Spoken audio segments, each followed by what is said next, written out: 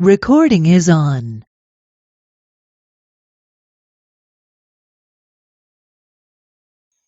ಹ್ಮ್ ನಮಸ್ತೆ ರೆಡ್ಡಿ ಅಣ್ಣ. ದೇವ್ರು ನಿಮ್ಮನ್ನ ಆಶೀರ್ವಸ್ಲಿ. ನಮಸ್ಕಾರ ಅಮ್ಮ ಯಶಸ್ವಿನಿ. ದೇವ್ರು ನಿಮ್ಮನ್ನ ಆಶೀರ್ವಸ್ಲಿ. ಇವತ್ತು ಹಬ್ಬ, ಹಾಗಾಗಿ ಸ್ವಲ್ಪ ಕೆಲವರು ತಡವಾಗಿ ಜಾಯಿನ್ ಆಗ್ಬೋದು, ಕೆಲವ್ರಿಗೆ ಜ್ಞಾಪಿಸ್ಬೇಕಾಗ್ತದೆ. ಸ್ವಲ್ಪ ಸಹಕರಿಸೋಣ.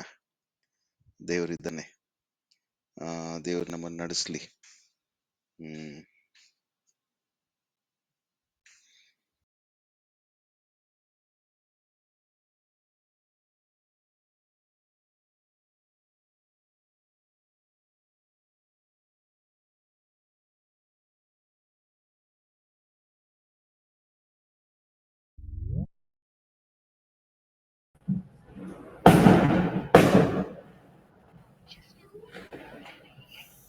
ನಮಸ್ತೆ ಶೇಖರ್. ನಮಸ್ತೆ ಅಣ್ಣ. ನಮಸ್ತೆ ಅಪ್ಪ. ಹ್ಮ್ ಸ್ವಲ್ಪ ಇಲ್ಲೂ ಪಟಾಕಿಗಳ ಶಬ್ದ ಇದೆ, ದಯಮಾಡಿ ಸಹಕರಿಸ್ರಿ. ಸ್ವಲ್ಪ ಡಿಸ್ಟರ್ಬೆನ್ಸ್ ಆಗ್ಬೋದು. ಆದಷ್ಟು ಎಲ್ಲ ಮುಚ್ಚಿದೀನಿ, ಮನೆ ಕಿಟಕಿಗಳು ಬಾಕ್ಲುಗಳು. ಇಲ್ಲಿ ಸೌಂಡ್ ಓಕೆ. 7:30 ಪ್ರಾರ್ಥನೆ ಒಂದಕ್ಕೆ ಪ್ರಾರಂಭ ಮಾಡ್ಕೊಳ್ಳೋಣ. ಪ್ರಾರ್ಥನೆ ಮಾಡ್ತಾ ಇರೋಣ, ಕೆಲವರಷ್ಟರಲ್ಲಿ ಸೇರ್ಕೊಳ್ತಾರೆ, ಅವ್ರಿಗೂ ಸ್ವಲ್ಪ ಸಮಯಾವಕಾಶ ಮಾಡ್ಕೊಡೋಣ. ಶೇಖರ್, ಪ್ರಾರ್ಥನೆ ಮಾಡ್ತೀರಾ? ಆರಂಭದ ಪ್ರಾರ್ಥನೆ. ಎಲ್ರನ್ನೂ ಹೆಸರಾಗಿ ಪ್ರಾರ್ಥನೆ ಮಾಡ್ಕೊಂಬನ್ರಿ. ಬಿತ್ತನೆ ಕಾಳು ಟೀಮಲ್ಲಿ ಇರ್ತಕ್ಕಂಥ ಎಲ್ರು, ದೇವರಾತ್ಮನ ಇವತ್ತು ನಮ್ಮ ಸಂಗಡ ಏನ್ ಮಾತನಾಡುವುದಕ್ಕೆ, ಅದಕ್ಕೆ ವಿಧೇಯರಾಗುವುದಕ್ಕೆ ನನಗೂ ಕೂಡ ಪ್ರಾರ್ಥನೆ ಮಾಡ್ರಿ. ಮನವೊಲಿಸುವಂತ ಮಾತುಗಳನ್ನಾಡದೆ, ನಾನು ಅವಲಂಬಿಸಿಕೊಳ್ಳದೆ, ನಾನು ಆ ಶಿಲುಬೆಯ ಶಕ್ತಿಯಿಂದ, ಕ್ರಿಸ್ತನ ಕೃಪಾಶಕ್ತಿಯಿಂದ ಮಾತನಾಡುವಂತೆ, ಪವಿತ್ರಾತ್ಮನ ಪ್ರೇರೇಪಣೆಯಿಂದ ಮಾತನಾಡುವಂತೆ ನನ್ನನ್ನು ಪವಿತ್ರಾತ್ಮನು ತುಂಬಿಸಬೇಕು ಅಂತ ಆತ್ಮ ಪ್ರಾರ್ಥನೆ ಮಾಡ್ರಿ. Thank you.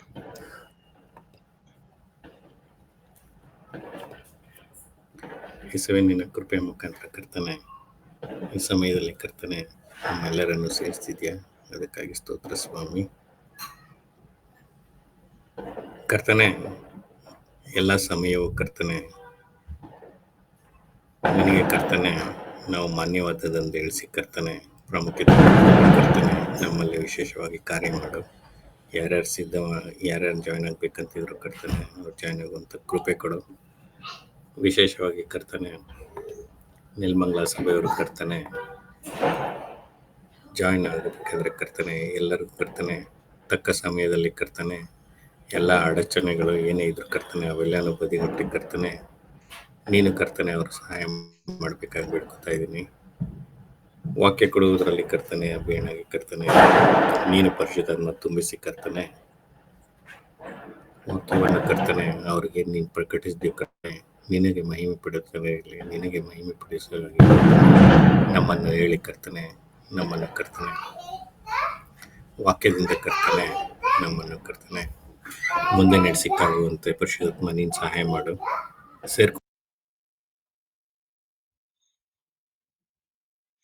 ಮ್ಯೂಟ್ ಆಯ್ತು ಶೇಖರ್.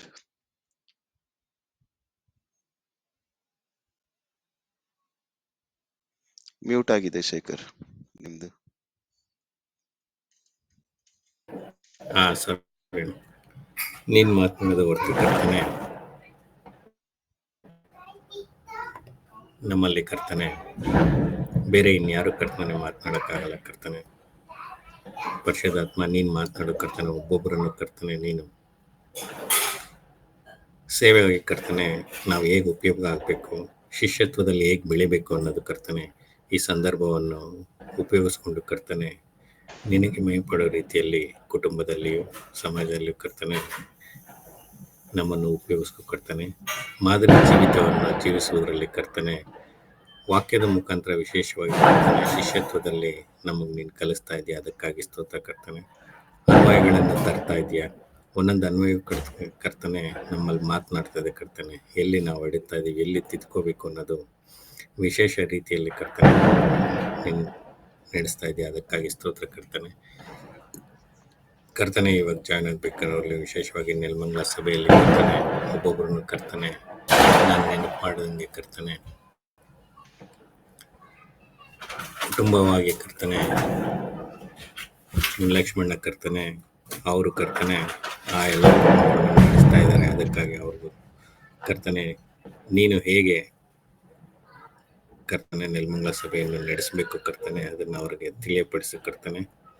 ಒಬ್ಬೊಬ್ಬರನ್ನು ಕರ್ತನೆ ಅವರು ಮುಂದಾಳು ಆಗಿ ಕರ್ತನೆ ಅವ್ರು ನಡೆಸಿ ಕರ್ತನೆ ಶಿಷ್ಯತ್ವಕ್ಕೆ ಸೇರಿಸಿ ಕರ್ತನೆ ಸೇವೆಯಲ್ಲಿ ಕರ್ತನೆ ಅವು ಉಪಯೋಗ ಆಗುವಂತೆ ಕರ್ತನೆ ಅವರನ್ನು ನೀನು ಕರ್ತನೆ ಅವರನ್ನು ಉಪಯೋಗಿಸ್ಕೊ. ಕುಟುಂಬವರು ಕರ್ತನೆ ನೆನೆಸ್ಬೇಕಾದ್ರೆ ಕರ್ತನೆ ಕೃಷ್ಣಮೂರ್ತಿ ಸವಿತಾ ಅವ್ರ ಕುಟುಂಬವನ್ನು ಕರ್ತನೆ ನಾನು ನೆನೆಸ್ತಾ ಇದ್ದೀನಿ ಕರ್ತನೆ. ಆಮೇಲೆ ಅಂಜನಾ ಮೂರ್ತಿ ಮತ್ತು ಮಂಜುಳಾ ಅವ್ರ ಕುಟುಂಬವನ್ನು ಕರ್ತನೆ ನಾನು ನೆನೆಸ್ತಾ ಇದ್ದೀನಿ. ಮತ್ತು ಯಲ್ಲಪ್ಪ, ಶೈಲಜಾ ಮತ್ತು ಕರ್ತನೆ ಕೃಷ್ಣಪ್ಪ, ಮಹಾದೇವಮ್ಮ ಮತ್ತು ಮುನ್ರಾಜು, ಪ್ರೇಮ ಮತ್ತು ಕರ್ತನೆ ಶ್ರೀನಿವಾಸ್ ತ್ರಿವೇಣಿ ಯಾರ್ಯಾರು ಕರ್ತನೆ ಅವರೆಲ್ಲರ ಕುಟುಂಬಗಳು ಕರ್ತನೆ ಸೇವೆಯಲ್ಲಿ ಕರ್ತನೆ ಅವರು ಉಪಯೋಗ ಆಗುವಂತೆ ಕರ್ತನೆ ಅವರಲ್ಲಿ ಮಾತನಾಡು. ಮತ್ತು ವಿಶೇಷವಾಗಿ ಕರ್ತನೆ ವಾಕ್ಯ ಹೋದಾಗ ಮೇಲೆ ಕರ್ತನೆ ನೆಕ್ಸ್ಟ್ ಕರ್ತನೆ ಅವರೊಬ್ಬರು ಕುಟುಂಬವನ್ನು ವಿಸಿಟಿಂಗ್ ಮಾಡ್ಬೇಕಾದ್ರೆ ಕರ್ತನೆ ಲಕ್ಷ್ಮಣ್ಣ ಮತ್ತು ವಿಶೇಷವಾಗಿ ಅಭಿಯಣ್ಣ ಜೊತೆ ಕರ್ತನೆ ನೀನು ಮಾತನಾಡಿ ಕರ್ತನೆ ಹೇಗೆ ಅವ್ರನ್ನ ಮತ್ತೆ ವಾಕ್ಯದಲ್ಲಿ ಕರ್ತನೆ ಗಟ್ಟಿ ಮಾಡಿ ಕರ್ತನೆ ಸೇವೆಗೆ ಅವ್ರು ಉಪಯೋಗ ಆಗುವಂತೆ ಕರ್ತನೆ ನೀನು ಅವ್ರಿಗೆ ಬೇಕಾದ ಕರ್ತನ ಆತ್ಮಿಕ ಮಾತುಗಳನ್ನು ಆಡಿ ಕರ್ತನೆ ಅವ್ರನ್ನ ಚೈತನ್ಯಗೊಳಿಸಿ ಮುಂದೆ ನಡೆಸಿಕ್ಕಾಗುವಂತೆ ನೀನು ಸಹಾಯ ಮಾಡು. ಮತ್ತು ಕರ್ತನೆ ಬೇರೆ ಕಡೆ ಕ್ಷೇತ್ರಗಳಲ್ಲಿ ನೋಡಬೇಕಾದ್ರೆ ಕರ್ತನೆ ಕೋಲಾರ ಆಗಲಿ, ಯಲಹಂಕ ಆಗಲಿ, ಬೇರೆ ಇನ್ನೇನು ಯಾದಗಿರಿ ಆಗಲಿ, ಎಲ್ಲೆಲ್ಲಿ ಕರ್ತನೆ ಶಿಷ್ಯೋತ್ತರದಲ್ಲಿ ಬೆಳಿಬೇಕಂತಿದ್ರು ಅವರೆಲ್ಲವ್ರನ್ನ ಕರ್ತನೆ ನೀನು ಸೇರಿಸಿ ಕರ್ತನೆ ನಿನಗೆ ಮಹಿಮೆ ಕೊಡೋ ರೀತಿಯಲ್ಲಿ ಕರ್ತನೆ ಬಿತ್ತನೆ ಕಾಡು ಕರ್ತನೆ ಕೂಟವನ್ನು ಉಪಯೋಗಿಸ್ಕೊಂಡು ನೀನು ನಡೆಸ್ಬೇಕಾಗಿ ಬಿಡ್ತಾ ಇದ್ದೀನಿ ಕರ್ತನೆ. ಮತ್ತೊಂದು ಆವರ್ತಿ ಕರ್ತನೆ ಅಭಿಯಣ್ಣನ ಕರ್ತನೆ ವಿಶೇಷವಾಗಿ ಕರ್ತನೆ ನೀನು ಕರ್ತನೆ ಅವರಲ್ಲಿ ಮಾತನಾಡಿ ಕರ್ತನೆ ಆತ್ಮಿಕ ವ್ಯಕ್ತಿಗಳಿಗೆ ಏನೇನು ಬೆಳೆಯೋಕ್ಕೆ ಬೇಕು ಅನ್ನೋದನ್ನ ಕರ್ತನೆ ಪ್ರವಾದಿ ಮುಖಾಂತರವಾಗಿ ಕರ್ತನೆ ಪ್ರವಾದಿ ಕರ್ತನೆ ಉಪಯೋಗಿಸ್ಕೊಂಡು ಕರ್ತನೆ ಒಬ್ಬೊಬ್ಬರು ಕರ್ತನೆ ಆತ್ಮಿಕ ಮನ್ನವನ್ನು ನಮಗೆ ಕೊಡ್ತಾ ಇದ್ದಾರೆ. ಅದಕ್ಕಾಗಿ ಸ್ತೋತ್ರ ಕರ್ತನೆ. ಎಲ್ಲ ಸೈತನ್ನ ಕಾರ್ಯಗಳನ್ನು ಕರ್ತನೆ ನೀನು ತೆಗೆದಾಕಿ ಕರ್ತನೆ ವಿಶೇಷವಾದ ಜ್ಞಾನ ಮತ್ತು ಕರ್ತನೆ ನಿನ್ನ ಸಹಾಯವನ್ನು ಕರ್ತನೆ ಅವರಿಗೆ ಕರ್ತನೆ ನೀನು ಮಾರ್ಗದರ್ಶನಾಗಿ ಅವರಿಗೆ ನೀನು ತಿಳಿಸ್ಬೇಕಾಗಿ ಬೇಡ್ಕೊತಾ ಇದ್ದೀನಿ ಕರ್ತನೆ. ಇನ್ನು ಯಾರ್ಯಾರು ಕರ್ತನೆ ಸೇರ್ಬೇಕಂತಿದ್ರು ಅವರೆಲ್ಲರೂ ತಕ್ಕ ಸಮಯಕ್ಕೆ ಸೇರಿ ಕರ್ತನೆ ಆತ್ಮಿಕ ರೀತಿಯಲ್ಲಿ ಕರ್ತನೆ ಏನು ಇವತ್ತು ನೀನು ವಾಕ್ಯದಲ್ಲಿ ತಿಳಿಸ್ತಾ ಇದೆಯಾ ಅದನ್ನು ಕರ್ತನೆ ತೆಗೆದುಕೊಂಡು ಕರ್ತನೆ ಮುಂದಿನ ಜೀವಿತಗಳಲ್ಲಿ ಅದನ್ನು ಉಪಯೋಗಿಸ್ಕೊಂಡು ಕರ್ತನೆ ನಿನಗೆ ಮೇಲ್ಪಡೋ ರೀತಿಯಲ್ಲಿ ಸೇವೆಗೆ ಉಪಯೋಗ ಆಗಬೇಕಂದ್ರೆ ಒಂದೊಂದು ಆತ್ಮಗಳನ್ನು ನಿನ್ನ ಕೈಲಿ ಒಪ್ಪಿಸ್ಕೊಡ್ತಾ ಈ ಎಲ್ಲ ಪ್ರಾರ್ಥನೆ ವಿಜ್ಞಾಪನೆಗಳನ್ನು ಯೇಸುವೆ ನಿನ್ನ ಒಂದೇ ನಾಮದಲ್ಲಿ ಬೇಡಿ ಹೊಂದಿದ್ದೇನೆ ತಂದೆ. ಆಮೇನ್. ಆಮೇಲೆ ದೇವ್ರ ಆಮೇನ್. ನಾಮಕ್ಕೆ ಸ್ತೋತ್ರವಾಗ್ಲಿ. ದೇವ್ರು ನಿಮ್ಮೆಲ್ಲರನ್ನ ಆಶೀರ್ವದಿಸ್ಲಿ. ಯೇಸು ಸ್ವಾಮಿ ಹೆಸರಿನಲ್ಲಿ ನಾನು ನಿಮ್ಮೆಲ್ಲರನ್ನು ವಂದಿಸಿ ಸ್ವಾಗತಿಸ್ತೇನೆ. ದೇವರು ನಿಮ್ಮನ್ನ ಬಲಪಡಿಸ್ಲಿ. ಇವತ್ತು ಹಬ್ಬ ಇರೋದ್ರಿಂದ ಅನೇಕರು ಆ ನಿಧಾನವಾಗಿ ತಡವಾಗಿ ಜಾಯಿನ್ ಆಗ್ಬಹುದು ಎಂಬುದಾಗಿ ನನ್ನ ನಂಬಿಕೆ. ಹೇಗೂ ದೇವರೆಲ್ಲರನ್ನು ಆಶೀರ್ವದಿಸ್ಲಿ. ದೇವರು ಇವತ್ತು ನಮ್ಮ ಸಂಗಡ ಮಾತನಾಡ್ತಾನೆ. ಅದನ್ನ ನಾವು ಶ್ರದ್ಧೆಯಿಂದ ಕಿವಿಗೊಟ್ಟು ಕೇಳಿಸ್ಕೊಳ್ಳಿಕ್ಕೆ ಸ್ವಲ್ಪ ನಿಮಿಷಗಳ ಕಾಲ ನಮ್ಮ ಶರೀರ ಆತ್ಮ ಪ್ರಾಣವನ್ನ ನಾವು ಸಿದ್ಧಪಡಿಸ್ಕೊಳ್ಳೋಣ. ಇನ್ನ ಒಂದು ಅವಕಾಶ ಮಾಡಿಕೊಡುವುದಕ್ಕೋಸ್ಕರ ಇನ್ನು 7 ನಿಮಿಷ ಅಂದ್ರೆ 7:45 ಇವತ್ತು ನಾವು ಆರಿಸಿಕೊಂಡಿರುವಂತ ಭಾಗ 4ನೇ ಅಧ್ಯಾಯ, ಯೋಹಾನನ ಬರೆದ ಸುವಾರ್ತೆ 4ನೇ ಅಧ್ಯಾಯ. ಇಡೀ ಅಧ್ಯಾಯವನ್ನ ನಾನು ಓದ್ತೀನಿ. ಓದುತ್ತಾ ಇರುವಾಗ ಅದರಲ್ಲಿ ಇವತ್ತು ನಾನು ಮುಖ್ಯವಾಗಿ ಪ್ರಸ್ತಾಪ ಮಾಡುವಂಥದ್ದು ವಚನ 9 ಹಾಗೂ ವಚನ 19. ವಚನ 9 ಹಾಗೂ ವಚನ 19 ಮತ್ತು 20. ಇಷ್ಟು ವಚನಗಳನ್ನ ನಾನು ಓದುವಾಗ ನೀವು ಕೂಡ ನಿಮ್ಮ ಗಮನವನ್ನ, ನಿಮ್ಮ ಏಕಾಗ್ರತೆಯನ್ನ ಆ 2 ವಚನಗಳ ಕಡೆಗೆ ಬಹಳಷ್ಟು ನೀವು ಕೇಂದ್ರೀಕರಿಸಬೇಕೆಂಬುದಾಗಿ ಪ್ರೀತಿಯಿಂದ ಕೇಳ್ಕೊಳ್ತೇನೆ. ಈ ಸಮಯದಲ್ಲಿ ಯಾರಿಗಾದ್ರೂ ಅನ್ಸಿದ್ರೆ, ಇನ್ನು ಕೆಲವರಿಗೆ ರಿಮೈಂಡ್ ಮಾಡಬೇಕು ಎಂಬುದಾಗಿ ಅನ್ಸಿದ್ರೆ, ದಯಮಾಡಿ ನಿಮ್ಮ ಸ್ಥಳೀಯ ಸಹೋದರರಿಗೆ ನೀವು ಅವ್ರ ಕರೆ ಮಾಡಿ ಅವ್ರಿಗೆ ಮತ್ತೆ ಜ್ಞಾಪಕಕ್ಕೆ ತನ್ರಿ. ಅಷ್ಟರಲ್ಲಿ 7 ನಿಮಿಷ ಆಗ್ತದೆ. ಆಮೇಲೆ ನಾವು ಪ್ರಾರಂಭ ಮಾಡೋಣ. ಓದ್ಲಿಕ್ಕೆ ಪ್ರಾರಂಭ ಮಾಡ್ತೀನಿ. ಯೋಹಾನ್ ಬರೆಸುವಾರ್ತೆ 4ನೇ ಅಧ್ಯಾಯ 1ನೇ ವಚನದಿಂದ 26ನೇ ವಚನದವರೆಗೂ ಇವತ್ತು ಆರಿಸಿಕೊಂಡಿರ್ತಕ್ಕಂಥ ಭಾಗ. ತಲೆ ಬರಹ ಶಿರೋನಾಮೆ ಇರ್ತಕ್ಕಂಥದ್ದು. ಏಸು ಸಮಾರ್ಯದ ಹೆಂಗಸಿನ ಸಂಗಡ ಸಂಭಾಷಣೆ ಮಾಡಿದ್ದು.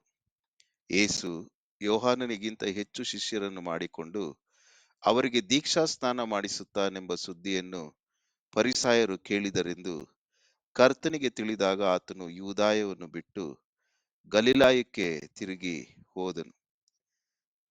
ಹೋದನು. ಕಾರಣ, ಯಾಕೆ ಏಸು ಕ್ರಿಸ್ತನು ಯೂದಾಯವನ್ನು ಬಿಟ್ಟು ಗಲಿಲಾಯಕ್ಕೆ ತಿರುಗಿ ಹೋದನು ಎಂಬುದಾಗಿ ಯಾರಿಗಾದ್ರೂ ಪ್ರಶ್ನೆ ಬಂದ್ರೆ ಕಾರಣ ಇಷ್ಟೇ: ಆತನು ಎಲ್ಲಿ ವಾದ ವಿವಾದಗಳಿಗೆ ಆಸ್ಪದ ಆಗ್ತದೋ ಅಂತ ಸಂದರ್ಭಗಳಲ್ಲಿ, ಪರಿಸ್ಥಿತಿಗಳಲ್ಲಿ, ಸಮಯಗಳಲ್ಲಿ ಆದಷ್ಟು ಅದನ್ನ ಆತನು ಅವಾಯ್ಡ್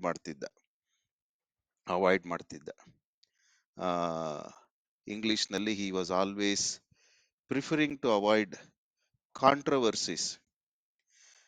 ವಾದ ವಿವಾದಗಳು 2 ರೀತಿಯಲ್ಲಿದೆ. ಒಂದು ಕನ್ಸ್ಟ್ರಕ್ಟಿವ್ ಕಾಂಟ್ರವರ್ಸಿ, ಇನ್ನೊಂದು ಡಿಸ್ಟರ್ಬಿಂಗ್ ಕಾಂಟ್ರವರ್ಸಿ. ಒಂದು ಸಂಬಂಧಗಳನ್ನ, ಅಭಿಪ್ರಾಯಗಳನ್ನ, ಆಲೋಚನೆಗಳನ್ನ, ಅನಿಸಿಕೆಗಳನ್ನ ಇನ್ನಷ್ಟು ಪುಷ್ಟೀಕರಿಸುವಂತ ವಾದ ವಿವಾದಗಳನ್ನು ಒಳಗೊಂಡಿರ್ತಕ್ಕಂಥ ಒಂದು ಸಂದರ್ಭ. ಇದು ಬೇಕೇ ಬೇಕು. ಇನ್ನೊಂದು ಡಿಸ್ಟರ್ಬಿಂಗ್, ಬಹಳಷ್ಟು ಗಲಿಬಿಲಿಗಳನ್ನು ಉಂಟು ಮಾಡುವಂತ ವಾದ ವಿವಾದಗಳು. ಇದು ಯೇಸು ಕ್ರಿಸ್ತನ ಜೀವನವನ್ನ ಗಮನಿಸುವಾಗ ಇದನ್ನ ಅನ್ವಯಾರ್ಥವಾಗಿ ನಿಮಗೆ ಓದ್ತಾ ಕೆಲವೊಂದು ಸತ್ಯಾಂಶಗಳನ್ನ ತಿಳಿಸ್ತಾ, ನಮ್ಮ ಶಿಷ್ಯ ಜೀವನ ಹೇಗಿರ್ಬೇಕು ಅನ್ನುವಂಥದ್ದನ್ನ ನೀವು ಕೇಳಿಸಿಕೊಳ್ಳುವುದರ ಮುಖಾಂತರ ನೀವು ನಿಮ್ಮದೇ ಆದಂತ ನಿಮ್ಮ ಒಂದು ವೈಯಕ್ತಿಕ ಜೀವನಕ್ಕೆ ನೀವು ನಿಮ್ಮ ಅನ್ವಯಗಳನ್ನ ನೀವು ಮಾಡಿಕೊಂಡು ಅದನ್ನ ನಿಮ್ಮ ಜೀವನಗಳಲ್ಲಿ ಅಳವಡಿಸಿಕೊಳ್ಳುವುದಕ್ಕೆ, ಅದನ್ನ ಅನುಷ್ಠಾನಕ್ಕೆ ತರುವುದಕ್ಕೆ ನೀವು ನಿಮ್ಮ ಸೂಕ್ತ ಪ್ರಜ್ಞೆಯಲ್ಲಿ ಅದನ್ನ ನೀವು ಸಿದ್ಧರಾಗ್ತಾ ಇರ್ಬೇಕ್ರಿ. What is meant by discipleship? ಶಿಷ್ಯತ್ವ ಅಂದರೆ ಏನು? Discipleship is a continuous process of refinement. ಶಿಷ್ಯತ್ವ ಅನ್ನುವಾಗ ಕ್ಷಣ ಅನುದಿನ ಜೀವಮಾನ ನಾನು ಕ್ರಿಸ್ತನ ಸಾರೂಪ್ಯಕ್ಕೆ ದಾಟಿ ಹೋಗುವುದಕ್ಕೆ ನನ್ನ ತನು ಮನ ಇವುಗಳನ್ನ ಎಡೆ ಮಾಡಿಕೊಡುವಂಥದ್ದು, ಸಿದ್ಧ ಮಾಡಿಕೊಡುವಂಥದ್ದು. ಅದನ್ನ ಆ ಸ್ಥಿತಿಗೆ ನನ್ನನ್ನು ನಾನು ಬಿಟ್ಟು ಕೊಡುವಂಥದ್ದು. ಇದು ಶಿಷ್ಯತ್ವ. ಪ್ರತಿಯೊಂದೊಂದು ವಾಕ್ಯ ನಾವು ಓದುವಾಗ ಅದಕ್ಕೆ ನಾವು ಎಡೆ ಮಾಡಿ ಕೊಡಬೇಕು. ನನ್ಗೆ ಮನಸ್ಸಿನಲ್ಲಿ ಯಾವಾಗ್ಲೂ ಇರಬೇಕು, ನಾನು ಶಿಷ್ಯನು. ಹೌದು, ನಾನು ಹುಟ್ಟು ಕ್ರೈಸ್ತನಾಗಿದ್ದರೂ ನಾನು ಶಿಷ್ಯನು, ಯೇಸು ಕ್ರಿಸ್ತನ ಶಿಷ್ಯನು. ನಾನು ಹುಟ್ಟು ಹಿಂದೂ ಆಗಿದ್ದರೂ ನಾನು ಯೇಸು ಕ್ರಿಸ್ತನ ಶಿಷ್ಯನು. ನಾನು ಯಾವ ಒಂದು ಧರ್ಮದಲ್ಲಿ ಹುಟ್ಟಿದ್ದರೂ ನಾನು ಈಗ ಯೇಸು ಕ್ರಿಸ್ತನ ಶಿಷ್ಯನು ಅನ್ನುವಂತ ಒಂದು ಅಪರಿಜ್ಞಾನ ಇರಬೇಕು, ತಿಳುವಳಿಕೆ ಇರಬೇಕು, ವಿವೇಕ ಇರಬೇಕು, ಬುದ್ಧಿ ಇರಬೇಕು, ಜ್ಞಾನ ಇರಬೇಕು. ಅದಕ್ಕೋಸ್ಕರವೇ ಕೀರ್ತನೆಗಾರನು ಒಂದು ವಾಕ್ಯದಲ್ಲಿ ಹೇಳಿರ್ತಕ್ಕಂಥದ್ದು, ವಿವೇಕ ಶೂನ್ಯ ಪಶುಗಳಂತೆ ಇರುವ ನೀವು ಅನ್ನುವಂಥದ್ದು ಒಂದು ಕಡೆ ಬರ್ತದೆ, ಹಾಗೆ ಏಷಾಯದಲ್ಲಿಯೂ ಬರ್ತದೆ. ಏನು ಮನುಷ್ಯರಿಗೂ ಪ್ರಾಣಿಗಳಿಗೂ ವ್ಯತ್ಯಾಸ? ಮನುಷ್ಯನಿಗೆ ವಿವೇಕ ಶಕ್ತಿಯನ್ನ ಕೊಟ್ಟಿದ್ದಾನೆ, ಪ್ರಾಣಿಗಳಿಗೆ ವಿವೇಕ ಶಕ್ತಿ ಇಲ್ಲ. ಅದಕ್ಕೋಸ್ಕರವೇ ಸೃಷ್ಟಿಕರ್ತನಾದಂಥ ದೇವರು ಆದಿಕಾಂಡ 2ನೇ ಅಧ್ಯಾಯ 7 ಮತ್ತು 8ನೇ ವಚನದಲ್ಲಿ ಮನುಷ್ಯನನ್ನ ಉಂಟು ಮಾಡಿದಾಗ ಕನ್ನಡದಲ್ಲಿ ಸರಿಯಾದಂತ ಪದ ಬಳಕೆ ಆಗ್ಲಿಲ್ಲ, ಬದುಕುವ ಪ್ರಾಣಿ ಆದನು ಅಂತ ಬಂದ್ಬಿಟ್ಟಿದೆ. ಇಂಗ್ಲಿಷ್ ನಲ್ಲಿ ಈ ಬಿಕೇಮ್ ಎ ರ್ಯಾಷನಲ್ ಬೀಯಿಂಗ್ ಅಥವಾ ರ್ಯಾಷನಲ್ ಅನಿಮಲ್. ರ್ಯಾಷನಲ್ ಬೀಯಿಂಗ್ ಅಂದ್ರೆ ಸರಿ ತಪ್ಪು ಆ ಒಂದು ಪರಿಜ್ಞಾನದಿಂದ ಕೂಡಿರ್ತಕ್ಕಂಥವನು. ಜ್ಞಾನ ಪರಿಜ್ಞಾನ, ಗ್ರೀಕ್ ನಲ್ಲಿ ನಾಸಿಸ್, ಪರಿಜ್ಞಾನ ಎಪಿನಾಸಿಸ್, ಕೂಡಿರ್ತವಂತವನು ಶಿಷ್ಯನು. ಇದಿರ್ಬೇಕು. ಕ್ರಮೇಣ ನಾವು ಈ ನಾನು ಶಿಷ್ಯನು ನಾನು ಶಿಷ್ಯಳು ಅನ್ನುವಂಥದ್ದನ್ನ ಮರ್ತೋಗ್ತೇವೆ. ಯಾಕೆ? ನಮ್ಮ ನಂಬಿಕೆಯಲ್ಲಿ ರಕ್ಷಣೆ ಹೊಂದಿದಾಗ ಇದ್ದಂತ ನಂಬಿಕೆಗೂ ಇವತ್ತಿಗಿರ್ತಕ್ಕಂಥ ನಂಬಿಕೆ, ಕೆಲವರಿಗೆ 10 ವರ್ಷ ಆಗಿರ್ಬೋದು, ಕೆಲವ್ರಿಗೆ 15 ವರ್ಷ ಆಗಿರ್ಬೋದು, ಕೆಲವ್ರಿಗೆ 20 ವರ್ಷ ಆಗಿರ್ಬೋದು, ಕೆಲವ್ರಿಗೆ 30 ವರ್ಷ ಆಗಿರ್ಬೋದು, ಕೆಲವ್ರಿಗೆ 40 ವರ್ಷ. ನಾನು ರಕ್ಷಣೆ ಹೊಂದಿ ಸುಮಾರು 40 ವರ್ಷ ಆಗಿದ್ರು ಕೂಡ ನಾನು ಶಿಷ್ಯನು ಅನ್ನುವಂಥದ್ದನ್ನ ಕೆಲವೊಮ್ಮೆ ಮರ್ತೋಗ್ತೀನಿ. ಯಾಕೆಂದ್ರೆ ಪ್ರಾಣಿಯಂತೆ ವರ್ತಿಸ್ತೇನೆ. ವಿವೇಕ ಇಲ್ಲದ ಏನ್ ಪ್ರಾಣಿ ವರ್ತಿಸುವುದು? ವಿವೇಕವನ್ನ ಕಳ್ಕೊಳ್ತೇನೆ. ನಾನು ದೇವರ ವ್ಯಕ್ತಿತ್ವದಿಂದ ಉಂಟಾದಂಥವನು, ಆ ವ್ಯಕ್ತಿತ್ವವನ್ನ ಕಳೆದುಕೊಂಡ ನಾನು ಮತ್ತೆ ಯೇಸು ಕ್ರಿಸ್ತನ ಆ ಒಂದು ಬಲಿದಾನದಿಂದ, ರಕ್ತದಿಂದ ನಾನು ಮತ್ತೆ ಆ ವ್ಯಕ್ತಿತ್ವವನ್ನ ಸಂಬಂಧವನ್ನ ಪಡೆದುಕೊಂಡು ಈಗ ಆತನ ಮಗನಾಗಿದ್ದೇನೆ, ಮಗಳಾಗಿದ್ದೇನೆ, ಅಂದ್ರೆ ಶಿಷ್ಯನಾಗಿದ್ದೇನೆ, ಆತನನ್ನ ಹಿಂಬಾಲಿಸುವವನಾಗಿದ್ದೇನೆ, ಆತನ ಅನುನಾಯಿ ಆಗಿದ್ದೇನೆ ಅನ್ನುವಂಥದ್ದನ್ನ ಕಳ್ಕೊಳ್ತೀವಿ. ಹಾಗಾಗಿ ನಾವು ಲೋಕದವರಂತೆ ಜೀವಿಸ್ತೇವೆ.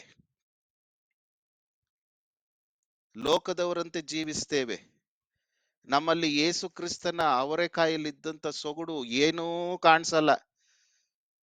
ಲೋಕದವರಿಗಿಂತ ಇನ್ನಷ್ಟು ಬಹಳಷ್ಟು ನಾವು ಬಹಳ ಪ್ರಾಪಂಚಿಕರಾಗಿ ನಾವು ಜೀವನವನ್ನ ಸಾಗಿಸ್ತೇವೆ. ಇದು ಶಿಷ್ಯತ್ವ ಇರ್ಲಿ. ಮತ್ತೆ ವಾಪಸ್ಸು ಬಂದ್ರೆ,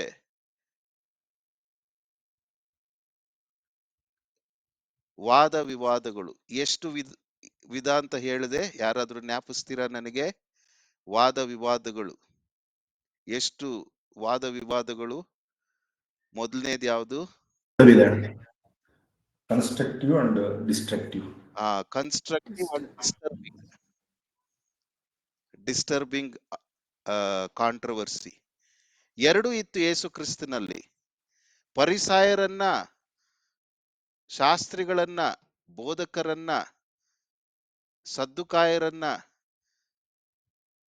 ರೋಮಾಯರನ್ನ, ಅನ್ಯ ಜನರನ್ನ ಅವರೊಟ್ಟಿಗೆ ಮಾತನಾಡುವಾಗ ಆತನು ಕೆಲವೊಂದು ಅವರಿಗೆ ಅರುಹನ್ನು ಮೂಡಿಸುವಂತ ರೀತಿಯಲ್ಲಿ, ಆತನು ಸಕಾರಾತ್ಮಕವಾದಂತ ರೀತಿಯಲ್ಲಿ ಜೀವನಗಳನ್ನ, ಆಲೋಚನೆಗಳನ್ನ, ಅಭಿಪ್ರಾಯಗಳನ್ನ ಬೆಳಗಿಸುವಂತ ರೀತಿಯಲ್ಲಿ, ಅರಿವು ಮೂಡಿಸುವಂತದ್ರಲ್ಲಿ ಆತನು ಸಕಾರಾತ್ಮಕವಾದಂತ ಪ್ರಚೋದನೆಯಿಂದ ವಾದ ವಿವಾದಗಳಿಗೆ ತನ್ನನ್ನು ತಾನು ಬಿಟ್ಟುಕೊಡ್ತಿದ್ದ. Where he finds this is going to be useful, ಈ ರೀತಿ ನಾನು ಮಾತನಾಡುವುದರಿಂದ ಅಲ್ಲಿ ಒಂದು ಜೀವೋತ್ಪತ್ತಿ, ಅಲ್ಲೊಂದು ಬೆಳಕು, ಅಲ್ಲೊಂದು ಅರುಹು, ಅಲ್ಲೊಂದು ವಿವೇಕ, ಅಲ್ಲೊಂದು ತಿಳುವಳಿಕೆ ಬರ್ತದೋ ಅಲ್ಲಿ he was always pushing himself, ಅದನ್ನ ಆತನು ಪ್ರಸ್ತಾಪಿಸ್ತಾ ಇದ್ದ. ಎಲ್ಲಿ ನಾನು ಮಾತನಾಡುವಂಥದ್ದು ಅದು ಗಡಿಬಿಡಿ, ಗಲಿಬಿಲಿ, ಆ ಸಮಯ, ಆ ಸಂದರ್ಭಕ್ಕೆ, ಆ ಪರಿಸ್ಥಿತಿಗೆ ಅದು ನಡೆಸ್ತದೋ ಆಗ ಆತನು ಜಾಗ ಖಾಲಿ ಮಾಡ್ತಾ ಇದ್ದ.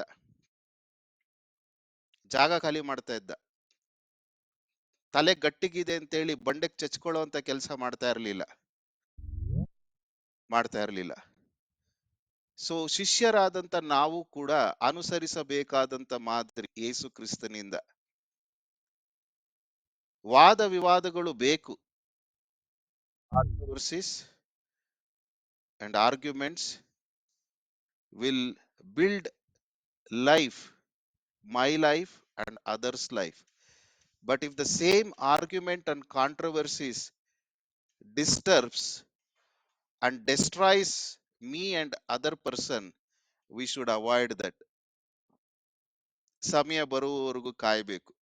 ಆ ಹಿನ್ನೆಲೆಯಲ್ಲಿ ಯೇಸು ಕ್ರಿಸ್ತನು 1 ಮತ್ತು 2ನೇ ವಚನದಲ್ಲಿ ನಾವು ಓದುವಾಗ ಆತನು ಯೂದಾಯವನ್ನ ಬಿಟ್ಟು ಗಲಿಲಾಯಕ್ಕೆ ಆತನು ಪ್ರಯಾಣ ಮಾಡ್ತಾನೆ. ಯೂದಾಯ ಅನ್ನುವಂಥದ್ದು ದಕ್ಷಿಣ ಪ್ರಾಂತ್ಯದಲ್ಲಿರ್ತಕ್ಕಂಥದ್ದು ಇಸ್ರಾಯೇಲ್ ರಾಜ್ಯದಲ್ಲಿ. ಗಲಿಲಾಯ ಉತ್ತರ ಪ್ರಾಂತ್ಯದಲ್ಲಿರ್ತಕ್ಕಂಥದ್ದು. ಆತನು ಮನೆ ಮಾಡಿಕೊಂಡಿದ್ದು ಕೂಡ ಉತ್ತರ ಪ್ರಾಂತ್ಯದಲ್ಲಿ, ಕೆಪೆರ್ನೌಮ್, ಮತ್ತೆ ಬರೆದ ಸುವಾರ್ತೆ 3ನೇ ಅಧ್ಯಾಯ. ಅಲ್ಲಿದ್ದ.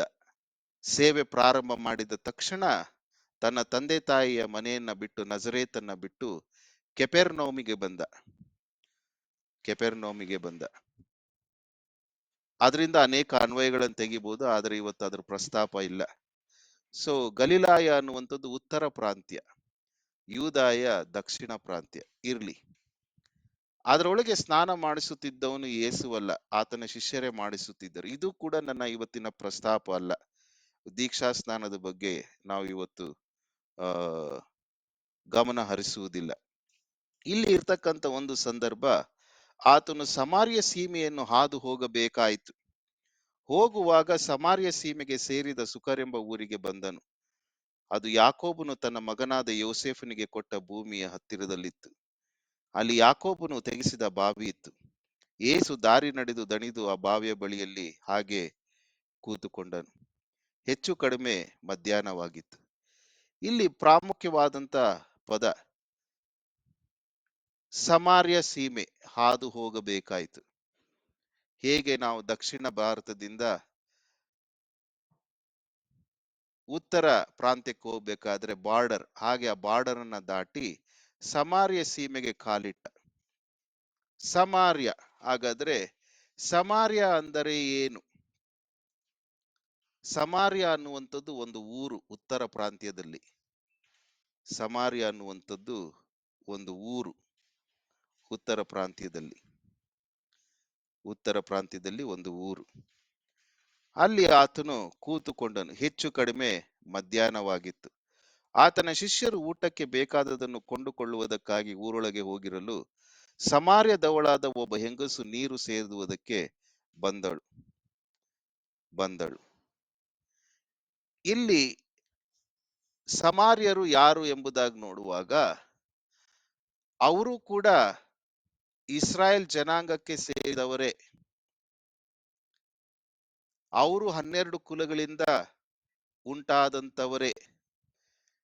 ಒಂದೇ ತಂದೆಯಿಂದ, ಯಾಕೋಬನ ಹೊಟ್ಟೆಯಿಂದ ಉಂಟಾದಂತವರೇ. ಆದ್ರೆ ಯಾಕೆ ಯಹೂದಿ ಸಮಾರ್ಯ ಅನ್ನುವಂಥದ್ದು ಬಂತು ಎಂಬುದಾಗಿ ನೋಡುವಾಗ, ಸಮಾರ್ಯದವರ ಆ ಒಂದು ಜೀವನ ಶೈಲಿ ಯಹೂದಿಗಳಿಗಿಂತ ಬಹಳಷ್ಟು ವಿಭಿನ್ನವಾಗಿತ್ತು. ಎಷ್ಟು ವಿಭಿನ್ನವಾಗಿತ್ತು ಎಂಬುದಾಗಿ ನೋಡುವುದಾದರೆ, ಸಮಾರ್ಯದವರ ಜೀವನ ಮಿಶ್ರ ಜೀವನ, mixed life, compromised life, convenient philosophy.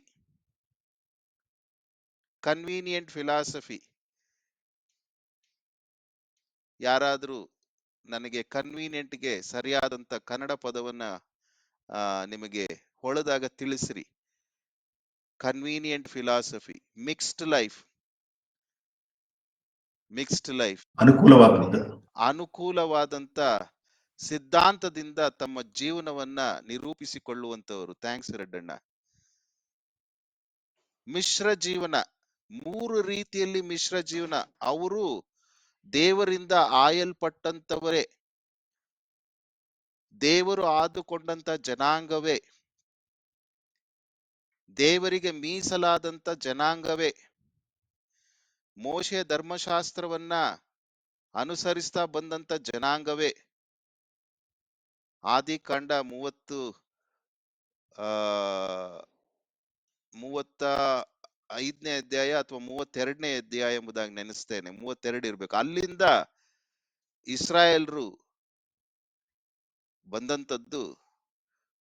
ಅವರು ಐಗುಪ್ತ ದೇಶದಲ್ಲಿ ದಾಸರಾಗಿ ಬಿಡುಗಡೆಯನ್ನ ಹೊಂದಿ ಹಾಲು ಜೇನು ಹರಿಯುವಂತ ದೇಶವನ್ನ ಅವರು ಪ್ರವೇಶಿಸಿ ಹಲವು ನೂರಾರು ವರ್ಷಗಳು ಗತಿಸಿದ ಮೇಲೂ ಅವರು ಆದುಕೊಂಡಂತ ಜನಾಂಗವೇ ಜನಾಂಗವೇ ಜನಾಂಗವೇ. ಆದ್ರೆ ಒಂದು ಕಾಲದಲ್ಲಿ ಅವರು ಮಿಶ್ರ ಜೀವನಕ್ಕೆ ಹೊರಟೋದ್ರು. ಮೀಸಲಿಟ್ಟಂತ ಜನಾಂಗ, ಆದುಕೊಂಡಂತ ಜನಾಂಗ, ಲೋಕದಲ್ಲಿ ವಿಭಿನ್ನವಾಗಿ ಇದ್ದಂತ ಜನಾಂಗ, ಲೋಕದಲ್ಲಿ ಪ್ರತ್ಯೇಕಿಸಲ್ಪಟ್ಟಂತ ಜನಾಂಗ ಲೋಕದೊಳಗೆ ಮಿಶ್ರವಾಗಿ ಹೋಯಿತು. 3 ವಿಷಯಗಳಲ್ಲಿ ಮಿಶ್ರ ಜೀವನ ಅವ್ರದ್ದು. ನಂಬರ್ 1, ಸಮಾರ್ಯರು ಯಾರು ಅನ್ನುವಾಗ, ಸಮಾರ್ಯ ಸ್ಥಳದಲ್ಲಿ ಜೀವಿಸ್ತಾ ಇದ್ದಂತ 10 ಕುಲಗಳು. ದಕ್ಷಿಣ ಪ್ರಾಂತ್ಯದಲ್ಲಿ 2 ಕುಲಗಳಿದ್ದವು, ಬೆನ್ಯಾಮಿನ್ ಹಾಗೂ ಯಹೂದ ಕುಲ. ಇನ್ನ ಮಿಕ್ಕ 10 ಕುಲಗಳು ಮೊದಲನೇ ಮಗನಿಂದ 10ನೇ ಮಗನವರೆಗೂ ಮೇಲಿನ ಉತ್ತರ ಪ್ರಾಂತ್ಯ ಸಮಾರ್ಯದಲ್ಲಿದ್ದಂಥವ್ರು. ಅವರು ಮಿಶ್ರ ಜೀವನ ಆಗೋಯ್ತು. ಸತ್ಯದ ವಿಷಯದಲ್ಲಿ ಮಿಶ್ರ, ಅಂಗೂಸೈ ಇಂಗೂಸೈ. ಯೆಹೋವನನ್ನು ಕೂಡ ಆರಾಧಿಸ್ತಾ ಇದ್ರು, ಯಜ್ಞಗಳನ್ನ ಸಮರ್ಪಿಸ್ತಾ ಇದ್ರು, ಮೋಶೆ ಧರ್ಮಶಾಸ್ತ್ರವನ್ನ ಪರಿಪಾಲಿಸ್ತಾ ಇದ್ರು, ಎಲ್ಲಾ ನೀತಿ ನಿಯಮ ಕಟ್ಟಳೆಗಳನ್ನ ಪರಿಪಾಲಿಸ್ತಾ ಇದ್ರು, ದೇವಾಲಯಕ್ಕೆ ಹೋಗ್ತಾ ಇದ್ರು, ಕಾಣಿಕೆಗಳನ್ನ ಸಮರ್ಪಿಸ್ತಾ ಇದ್ರು, ಪರ್ಣಶಾಲೆಗಳ ಹಬ್ಬಗಳನ್ನ ಆಚರಿಸ್ತಾ ಇದ್ರು, ಸುಕ್ಕೋತ್ ಹಬ್ಬವನ್ನ ಆಚರಿಸ್ತಾ ಇದ್ರು. ಪ್ರತಿಯೊಂದೊಂದನ್ನು ವಿಮೋಚನಾ ಕಾಂಡ, ಯಾಜಕ ಕಾಂಡಗಳಲ್ಲಿದ್ದಂತ ಎಲ್ಲವನ್ನೂ ಮಾಡ್ತಾ ಇದ್ದಂತಕ್ಕವರು. ಸತ್ಯದ ವಿಷಯದಲ್ಲಿ ವಿಮೋಚನಾ ಕಾಂಡ 20ನೇ ಅಧ್ಯಾಯದಲ್ಲಿ ದಶಾಜ್ಞೆಗಳನ್ನ ಕೊಟ್ಟ ಪ್ರಕಾರ ಮಿಶ್ರವಾದ್ರು. ಅಲ್ಲಿನ ಸುತ್ತಮುತ್ತಲು ಇರ್ತಕ್ಕಂಥ ಜನರಲ್ಲಿದ್ದಂತ ನಂಬಿಕೆಯನ್ನ ಇವರು ಸ್ವೀಕರಿಸಿದರು. ಅವರಲ್ಲಿದ್ದಂತ ಆಚಾರ ವಿಚಾರಗಳನ್ನ ಇವರು ಸ್ವೀಕರಿಸಿ ಅವರೊಟ್ಟಿಗೆ ಇಜ್ಜೋಡಾದರು.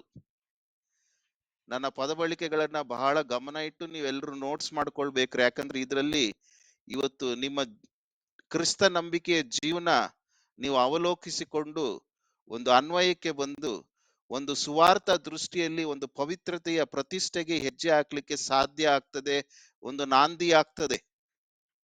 ಇಜ್ಜೋಡಾದರು. ಅವರ ಆಹಾರ, ಅವರ ಊಟ, ಅವರ ಉಡಿಗೆ, ಅವರ ತೊಡಿಗೆ, ಅವರ ವಿಚಾರಗಳು, ಅವರ ಅಭಿಪ್ರಾಯಗಳು, ಅವರ ತೀರ್ಮಾನಗಳು, ಅವರ ಒಂದು ಪ್ರತಿಯೊಂದೊಂದು ಇಚ್ಛಾ ತೀರ್ಮಾನಗಳು, ಎಲ್ಲವುಗಳಲ್ಲಿ ಇವರು ದೇವರಿಂದ ಆಯಲ್ಪಟ್ಟಂತ ಜನರು ಅನ್ನುವಂಥದ್ದನ್ನ ಮರೆತು ಅವರೊಂದಿಗೆ ಇವರು ಒಂದಾದರು. ಸತ್ಯದಲ್ಲಿ ಮಿಶ್ರ. ಎರಡನೇದು, ಗುಣದಲ್ಲಿ ಮಿಶ್ರ. No purity in their character. ಮಾತಿನಲ್ಲಿ ಶುದ್ಧತೆ ಇಲ್ಲ, ನಡತೆಯಲ್ಲಿ ಶುದ್ಧತೆ ಇಲ್ಲ, ಆಲೋಚನೆಯಲ್ಲಿ ಶುದ್ಧತೆ ಇಲ್ಲ.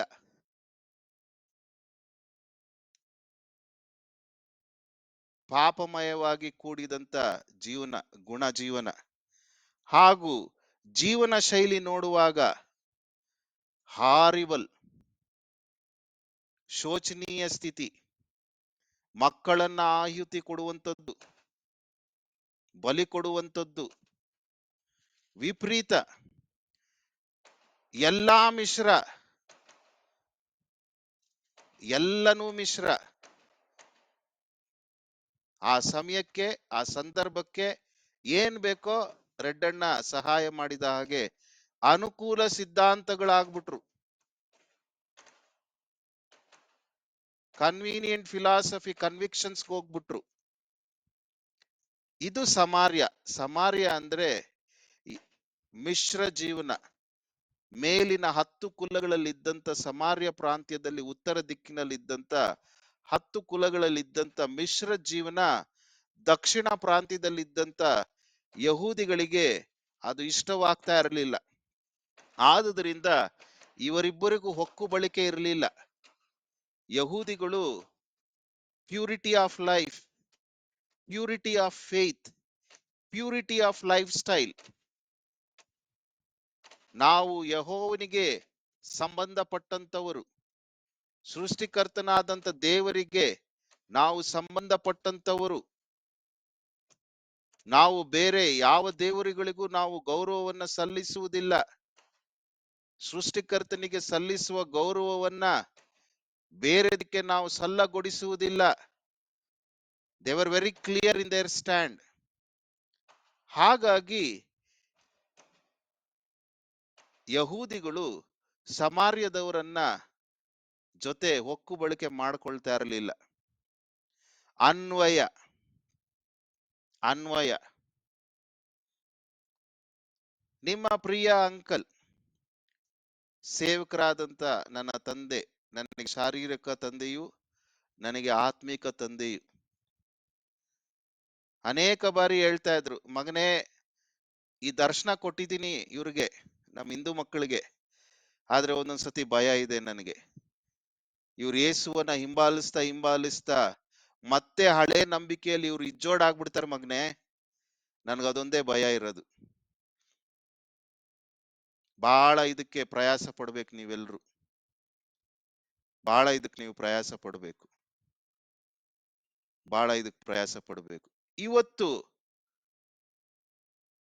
ನಿಮ್ಮ ನಿಮ್ಮ ಜೀವನ ಸಮಾರ್ಯದವರಂತೆ ಮಿಶ್ರ ಜೀವನದಿಂದ ಇದೆಯೋ, 4ನೇ ಅಧ್ಯಾಯದಲ್ಲಿದ್ದಂತ ಯಹೂದಿಗಳಂತೆ ಆ ಒಂದು ನಂಬಿಕೆ ಪವಿತ್ರತೆಯಲ್ಲಿ ಇದೆಯೋ, ಅನುಕೂಲ ಸಿದ್ಧಾಂತಕ್ಕೆ ಜನರನ್ನ ಮೆಚ್ಚಿಸುವುದಕ್ಕೆ, ಬಂಧು ಬಳಗವನ್ನ ಮೆಚ್ಚಿಸುವುದಕ್ಕೆ, ರಕ್ತ ಸಂಬಂಧಿಕರನ್ನ ಮೆಚ್ಚಿಸುವುದಕ್ಕೆ ನೀವು ಆ ಸುವಾರ್ತೆಯ ಪಾತಿವ್ರತ್ಯವನ್ನ ನೀವು ಅಪವಿತ್ರ ಮಾಡ್ತಾ ಇದ್ರೆ, ನಾನು ಮಾಡ್ತಾ ಇದ್ರೆ ಇವತ್ತು ಪರೀಕ್ಷೆ ಮಾಡಿಕೊಳ್ಬೇಕು. ಯೇಸು ಕ್ರಿಸ್ತನಿಗೆ ಸಮಾರ್ಯವೆಂಬ ಮಿಶ್ರ ಜೀವನ ಇಷ್ಟ ಇಲ್ಲ. ಮನುಷ್ಯನಲ್ಲಿ ಇರ್ತಕ್ಕಂಥ ಬಲಹೀನತೆ, greatest weakness in human life with humans, ಹಳೆ ಜೀವನಕ್ಕೆ ಬಹಳಷ್ಟು ಅಫಿನಿಟಿ ಇರ್ತದೆ. ಯಾರಾದ್ರೂ ಕನ್ನಡ ಸಹಾಯ ಮಾಡಬೇಕು. ಅಫಿನಿಟಿ, ಬಹಳಷ್ಟು ಅಫಿನಿಟಿ ಇರ್ತದೆ ಹಳೆ ಸಂಬಂಧಗಳಿಗೆ, ಹಳೆ ಸ್ನೇಹ ಬಾಳ್ವೆಗೆ, ಹಳೆ ಪದ್ಧತಿಗಳಿಗೆ, ಹಳೆ ಆಚಾರ ವಿಚಾರಗಳಿಗೆ, ಹಳೆ ಸಂಪ್ರದಾಯಗಳಿಗೆ, ಹಳೇದಕ್ಕೆ ಬಹಳಷ್ಟು ಅಫಿನಿಟಿ ಇರ್ತದೆ. ಯಾರಾದ್ರೂ ನಂಟು ಒಲವು ಬಹಳಷ್ಟು ಒಲವು ಇರ್ತದ್ರಿ. ನಮ್ಮ ಮುನ್ಲಕ್ಷ್ಮಣ್ಣ ಯಾವಾಗೂ ಒಂದು ಗಾದೆ ಹೇಳ್ತಾರ, ನಂಗೆ ಅದು ಬಹಳ ಪ್ರಿಯ. ಅದೇನೋ ಹೇಳ್ತಾರಪ್ಪ, ಹೇಳ್ತೀರಾ ಮುನ್ಲಕ್ಷ್ಮಣ್ಣ? ತಲೆಯಲ್ಲಿರೋ ಅದೇನದು ಸುರುಳಿ ಸಹಾಯ ಮಾಡ್ತೀರಾ? ತಲೆಯಲ್ಲಿರೋ ಸುರುಳಿ ಒಂದು ಗಾದೆ ಹೇಳ್ತೀರಾ? ಹುಟ್ಟು ಸುರುಳಿ ಹೋಗಲ್ಲ ಅಂತ, ಅದೇನೋ ಗಾದೆ. ಹುಟ್ಟುಗುಣ ಸುಟ್ಟು ಹೋಗಲ್ಲ, ಹೀನು ಸುಳಿ ಬೋಳ್ಸಿರು ಹೋಗಲ್ಲ ಅಂತ. ಇನ್ನೊಂದ್ಸತಿ ನಿಧಾನ ಕೇಳ್ರಪ್ಪ. ಒಟ್ಟುಗುಣ ಸುಟ್ರು ಹೋಗಲ್ಲ, ಹೀನ್ ಸುಳಿ ಬೋಳ್ಸಿರು ಹೋಗಲ್ಲ. ಅದೇನೋ ನೀವೇ ಎಲ್ರು ಕೇಳಿಸ್ಕೊಂಡವ್ರು ಅರ್ಥ ಮಾಡ್ಕೊಳ್ರಪ್ಪ. ಹಾಗೆ ಮನುಷ್ಯನಲ್ಲಿ ಅವನು ಕ್ರಿಸ್ತನವನೆಂದು ಗುರುತಿಸಿಕೊಂಡಿದ್ದರೂ ಕೂಡ ಆತನಿಗೆ ತನ್ನ ಹಳೆ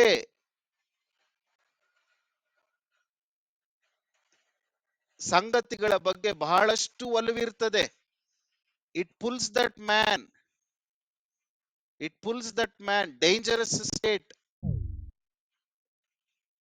ನೀವು ಕೂಡ ಯೇಸು ಕ್ರಿಸ್ತನವರೆಂಬುದಾಗಿ ಗುರುತಿಸಿಕೊಂಡಿರುವಾಗ, ಶಿಷ್ಯನು ಶಿಷ್ಯಳೆಂದು ಗುರುತಿಸಿಕೊಂಡಿರುವಾಗ ಹಳೇದು ಕೆಳಿತದೆ. ಉದಾಹರಣೆಗೆ ನಾನು ಹುಟ್ಟು ಕ್ರೈಸ್ತನು, ಕ್ರಿಸ್ಮಸ್ ಬಂದ್ರೆ ನನಗೆ ಹಳೆ ಕ್ರಿಸ್ಮಸ್ಗೆ ಆ ಒಲವು ಎಳಿತದೆ.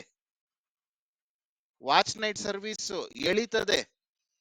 ಬಿರಿಯಾನಿ ಮಾಡಬೇಕು, ಅಕ್ಕಿ ಪಾಯಸ ಮಾಡಬೇಕು, ಕಬಾಬ್ ಮಾಡಬೇಕು, ಸಾಲ ಸೋಲ ಆದ್ರೂ ಮಾಡಿ ಬಟ್ಟೆ ಹೊಲಿಸ್ಕೊಬೇಕು, ತಿಂಡಿಗಳು ಮಾಡಬೇಕು, ನಿಂತ್ಕೊಳಕ್ ಶಕ್ತಿ ಇಲ್ಲ ಅಂದ್ರೂ ತಿಂಡಿ ಮಾಡ್ಬೇಕು, ಕೂತ್ಕೊಳಕ್ ಕಷ್ಟ, ಕೂತ್ ಮೇಲೆ ಎದ್ದೊಳಕ್ ಕಷ್ಟ ಆದ್ರೂ ತಿಂಡಿ ಮಾಡ್ಬೇಕು. ಒಲವು, ಅಯ್ಯೋ ಕ್ರಿಸ್ಮಸ್ ಟೈಮಲ್ಲಿ ತಿಂಡಿ ಮಾಡದೇ ಇದ್ರೆ ಹೆಂಗೆ, ಕರ್ಜಿಕಾಯಿ ಮಾಡದೇ ಇದ್ರೆ ಹೆಂಗೆ, ಕಜ್ಜಾಯ ಮಾಡದೇ ಇದ್ರೆ ಹೆಂಗೆ.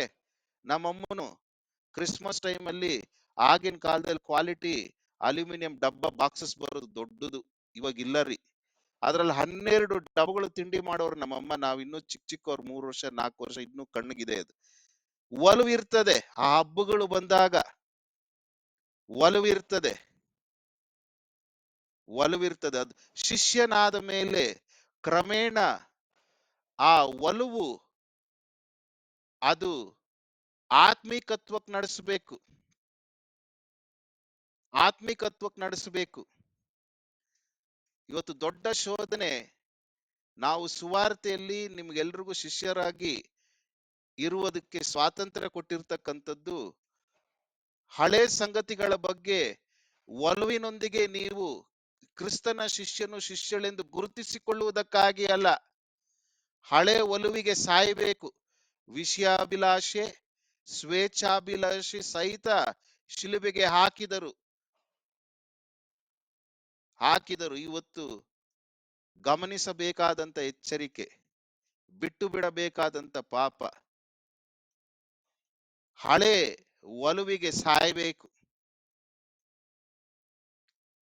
ಶಿಷ್ಯತ್ವವನ್ನ ನಾನು ನನ್ನ ಜೀವಿತದಲ್ಲಿ ಕಾಪಾಡಿಕೊಳ್ಬೇಕಾದ್ರೆ, ನನ್ನ ವಂಶದಲ್ಲಿ ನನ್ನ ಮಕ್ಕಳು ಮೊಮ್ಮಕ್ಕಳಿಗೆ 3 ಸಂತತಿಯವರೆಗೂ ಈ ಸುವಾರ್ತೆ ಸಾಗಿಸಿಕೊಂಡು ಹೋಗ್ಬೇಕಾದ್ರೆ ನನ್ನ ಹಳೆ ಒಲವುಗಳಿಗೆ ನಾನು ಸಾಯ್ಬೇಕು. ಹೌದು, ಆಯುಧ ಪೂಜೆ ಮಾಡ್ಲಿಕ್ಕೆ ಸ್ವಾತಂತ್ರ್ಯ ಅಂಕಲ್ ಕೊಟ್ಟಿದ್ದಾರೆ, ಗಣೇಶ ಹಬ್ಬ ಮಾಡ್ಲಿಕ್ಕೆ ಸ್ವಾತಂತ್ರ್ಯ ಕೊಟ್ಟಿದ್ದಾರೆ, ಯುಗಾದಿ ಮಾಡ್ಲಿಕ್ಕೆ ಸ್ವಾತಂತ್ರ್ಯ ಕೊಟ್ಟಿದ್ದಾರೆ. ಕಾರಣ, ಮಾಡುವಾಗ ಸುವಾರ್ತೆ ಕೊಡುವಂತ ಉದ್ದೇಶ ಇದ್ರೆ ಮಾಡ್ಬೇಕು. ಅದ್ರಲ್ಲೇ ಇಜ್ಜೋಡಾಗುವಂತದ್ದಲ್ಲ. ಮಿಶ್ರ ಜೀವನ, ಸಮಾರ್ಯ ಜೀವನ. ಆ ಹಬ್ಬ ಬಂದಾಗ, ದೀಪಾವಳಿ ಬಂದಾಗ ಕಜ್ಜಾಯ ಮಾಡ್ಲೇಬೇಕು ಅನ್ನುವಂತ ಒಲವಿಗೆ ಸಾಯ್ಬೇಕು. ಗಣೇಶ ಹಬ್ಬ ಬಂದಾಗ ಕಡುಬು ಮಾಡ್ಕೊಂಡು ತಿನ್ಲೇಬೇಕು ಅನ್ನುವಂತ ಒಲವಿಗೆ ಸಾಯ್ಬೇಕು.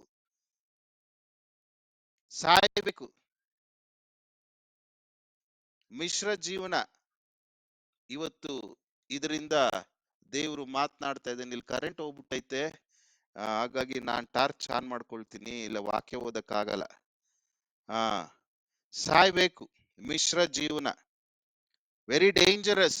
ಆಯುಧ ಪೂಜೆ ಮಾಡುವಾಗ ಇಲ್ಲ, ಅದಕ್ಕೆ 3 ನಾಮ ಹಿಂಗೆ ಹಚ್ಬೇಕು, ಅದಕ್ಕೆ ಮಧ್ಯದಲ್ಲಿ ಕೆಂಪುದು ಹಿಂಗೆ ಇಡ್ಬೇಕು, ಅಯ್ಯೋ ಇಲ್ಲ ಹಿಂಗೆ ತೊಳಿಲೇಬೇಕು, ತೊಳೆದ್ಮೇಲೆ ಗಾಡಿ ಅವತ್ತು ಸ್ಟಾರ್ಟ್ ಮಾಡಬಾರ್ದು.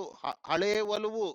You are forgetting you are disciple of Christ. ಇದಕ್ಕೆಲ್ಲದಕ್ಕೂ ಸತ್ತಿದ್ದೀರಾ ನೀವು. ಈ ಆಚಾರ ವಿಚಾರಗಳಿಗೆ ನಾನು ಸತ್ತಿದ್ದೇನೆ, ಲೋಕದ ಪಾಲಿಗೆ ಸತ್ತವನಾಗಿದ್ದೇನೆ, ಲೋಕವು ನನ್ನ ಪಾಲಿಗೆ ಸತ್ತಿದೆ. ಗಲಾತ್ಯ 6:15-16. ಈ ಹಳೆ ಒಲವುಗಳಿಗೆ ಸಾಯ್ಬೇಕು. ಇಲ್ಲ, ಸಮಾರ್ಯ ಜೀವನ, ಮಿಶ್ರ ಜೀವನ. ನಾನು ಬದುಕಿರುವಾಗಲೇ ಆ ನಂಬಿಕೆಯನ್ನ ನಾನು ಕಳ್ಕೊಳ್ತೇನೆ, 2ನೇ ತಲೆಗೆ ಹೋಗ್ಲಿಕ್ಕೆ ಸಾಧ್ಯತೆ ಇಲ್ಲ.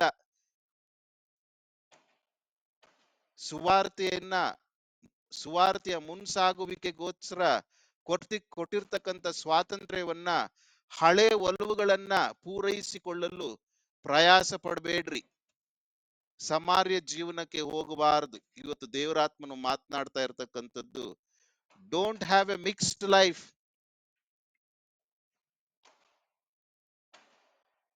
ಡೋಂಟ್ ಹ್ಯಾವ್ ಎ ಮಿಕ್ಸ್ಡ್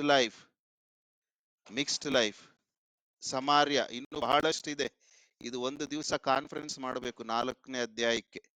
ಬಹಳಷ್ಟಿದೆ ಸಮಾಜ ಜೀವನ. ಇವತ್ತು 30 ಸೆಕೆಂಡ್ ನೀವೆಲ್ಲರೂ ಕೂತಿರೋ ಜಾಗದಲ್ಲೇ ಕಣ್ಣು ಮುಚ್ಚಿ, ಹೇಗಿದೆ ಇವತ್ತು ನನ್ನ ಶಿಷ್ಯ ಜೀವನ, ನನ್ನ ಕ್ರಿಸ್ತ ನಂಬಿಕೆಯಲ್ಲಿ ಏನಾದರೂ ದೋಷ ಇದೆಯಾ, ನನ್ನ ಜೀವನ ಕ್ರಿಸ್ತನಿಗೆ ಮಹಿಮೆಯನ್ನ ತರ್ತಾ ಇದೆಯಾ, ಅಥವಾ ಸಮಾರ್ಯರಂತೆ ದೇವರಿಗೆ ದುಃಖ ಪಡಿಸ್ತಾ ಇದೆಯಾ, ದೇವರನ್ನ ಅಳುವಂತೆ ಮಾಡ್ತಾ ಇದೆಯಾ,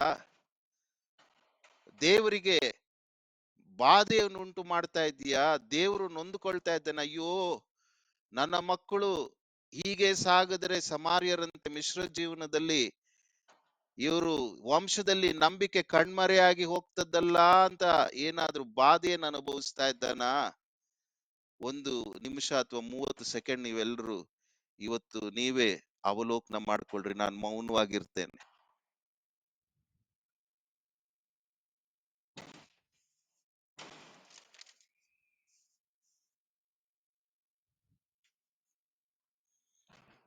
ಏನ್ ಕರೆಂಟ್ ಇಷ್ಟೊತ್ತು ಹೋಗ್ಬಿಡ್ತೀವಲ್ಲ? ಈ ಸೆಕ್ಯೂರಿಟಿ ಫೋನ್ ಮಾಡಿ ಕೇಳಲಿನ ಏನ್ ತಗೊಂಡ್ ಇಂಟರ್ಕಾಮ್ 8000 ಮಾಡ್ಬಿಟ್ಟು ಕೇಳ.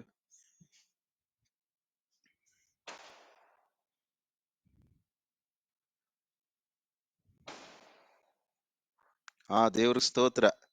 ದೇವ್ರು ನನ್ನ ಬಾಧೆಯನ್ನು ಕೇಳ್ದ, ಬಂತು. ದೇವ್ರು ನಿಮ್ಮನ್ನ ಆಶೀರ್ವದಿಸ್ಲಿ. ಇವತ್ತು ನೀವು ಒಂದು ತೀರ್ಮಾನಕ್ಕೆ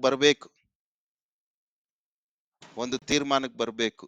ಸಮಾರ್ಯದಂತೆ ಮಿಶ್ರ ಜೀವನಕ್ಕೆ ನನ್ನನ್ನು ನಾನು ಬಿಟ್ಕೊಡ್ಬಾರ್ದು. ಕಡಿಮೆ ಮಾಡ್ಬೇಕು. ನಮ್ಮ ಹಳೆ ಒಲವುಗಳನ್ನ ನಾವು ಕಡಿಮೆ ಮಾಡಬೇಕು.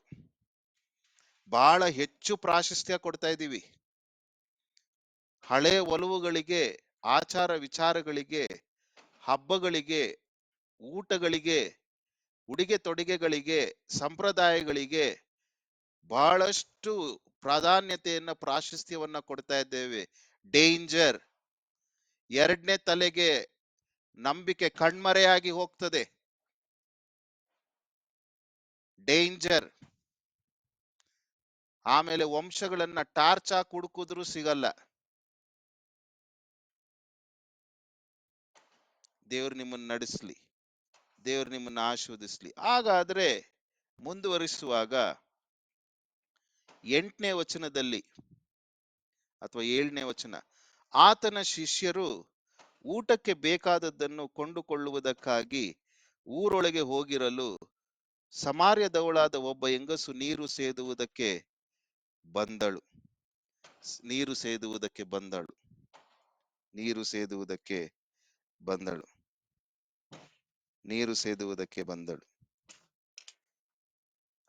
ಆಕೆಯನ್ನು, ಅಮ್ಮ, ನೀರು ಕುಡಿಯುವುದಕ್ಕೆ ಕೊಡು ಎಂದು ಕೇಳಿದನು. ಯಹೂದ್ಯರಿಗೂ ಸಮಾರ್ಯದವರಿಗೂ ಒಡದಿರಲಾಗಿ ಆ ಸಮಾರ್ಯದವಳು ಆತನಿಗೆ, ಯಹೂದ್ಯನಾದ ನೀನು ಸಮಾರ್ಯದವಳಾದ ನನ್ನನ್ನು ನೀರು ಬೇಡುವುದು ಹೇಗೆ ಎಂದು ಹೇಳಿದಳು. ಇಲ್ಲಿ ಪ್ರಶ್ನೆ ಹಾಕೊಳ್ಳುವಾಗ 9ನೇ ವಚನದಲ್ಲಿ ಹೇಗೆ ಸಮಾರ್ಯದವಳು ಯೇಸುವನ್ನ ಯಹೂದಿ ಎಂದು ಗುರುತು ಹಿಡಿದಳು?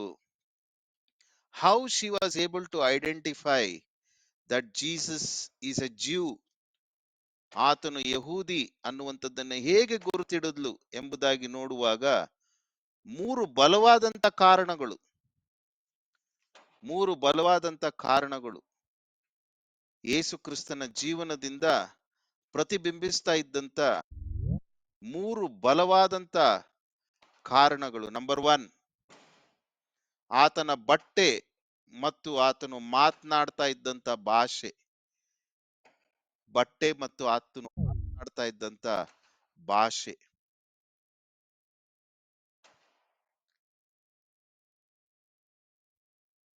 ಆ ಬಟ್ಟೆ, ಆತನು ಮಾತನಾಡ್ತಾ ಇದ್ದಂತ ಭಾಷೆ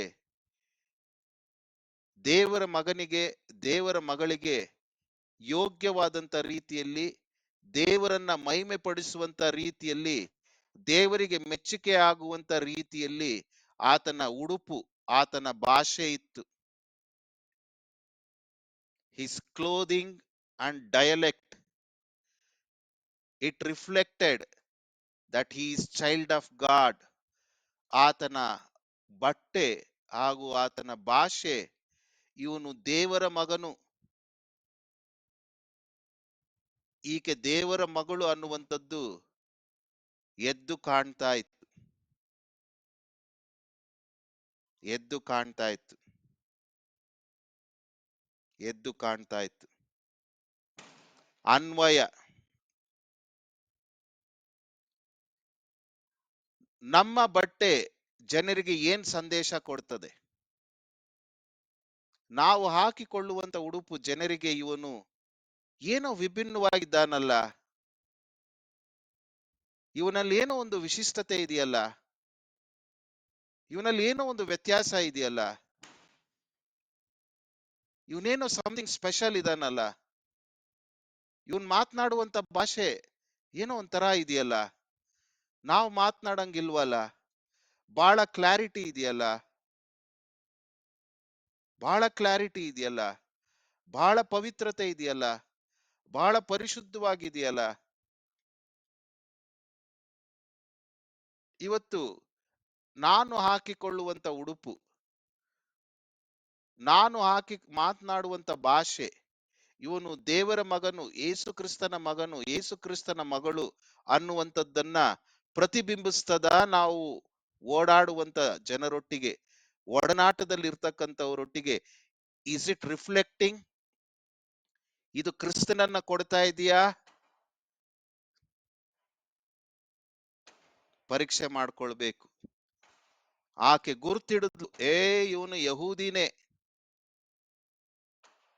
there should be some difference in our life. ಜನರು ನಮ್ಮನ್ನ ಗುರ್ತಿಡಿಬೇಕು, ಇವನು ಸಮಥಿಂಗ್ ಸ್ಪೆಷಲ್, ಇವನು ನಮ್ಮ ಹಾಗೆ ನಮ್ಮಂತೆ ಒಬ್ಬನಲ್ಲ.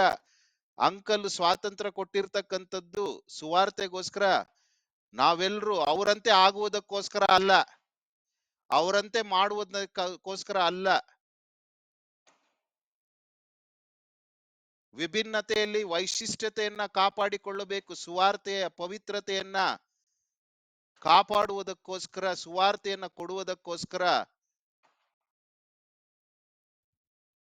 ಆ ವಿಭಿನ್ನತೆಯಲ್ಲಿಯೂ ಕೂಡ ಆ ಸುವಾರ್ತೆಯ ವೈಶಿಷ್ಟ್ಯತೆಯನ್ನ, ವಿಶಿಷ್ಟತೆಯನ್ನ ನಾನು ಪ್ರದರ್ಶಿಸಬೇಕು.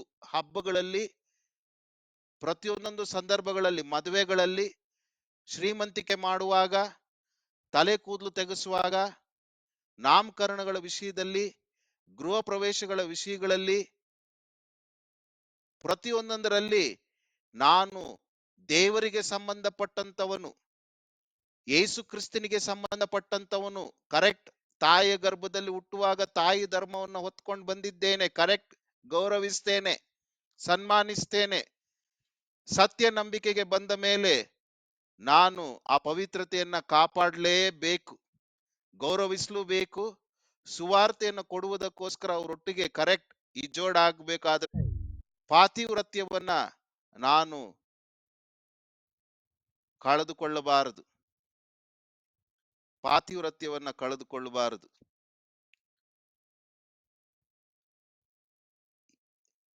ಮೊದಲನೇ ಕಾರಣದಲ್ಲಿ, ಸೆಕೆಂಡ್ ಪಾಯಿಂಟ್, ಆತನ ಉಚ್ಚಾರಣೆ ಹಾಗೂ ಸಾಂಪ್ರದಾಯಿಕ ಉಡುಗೆ. ಆತನು ಪದಗಳನ್ನ ಬಳಸುವಾಗ ಆತನು ಉಚ್ಚರಿಸುತ್ತಿದ್ದಂತ ಆ ಉಚ್ಚಾರಣೆಯ ಭಾಷೆ ಮತ್ತು ಸಾಂಪ್ರದಾಯಿಕ ಉಡುಗೆ ದೇವರಿಗೆ ಮೆಚ್ಚುಗೆ ಆಗುವಂಥದ್ದು. ಅದಕ್ಕೋಸ್ಕರ ನಾವು ಬಹಳ ಸರಳವಾದಂತ ಉಡುಪು, ಹಬ್ಬ ಇರುವಾಗ್ಲೂ ಸರಳ ಉಡುಪು, ಹಬ್ಬ ಇಲ್ಲದೇ ಇರುವಾಗ್ಲೂ ಸರಳ ಉಡುಪು. ನಾವು ಹಾಕಿಕೊಳ್ಳುವಂತ ಪ್ಯಾಂಟ್, ನಾವು ಹಾಕಿಕೊಳ್ಳುವಂತ ಶರ್ಟ್,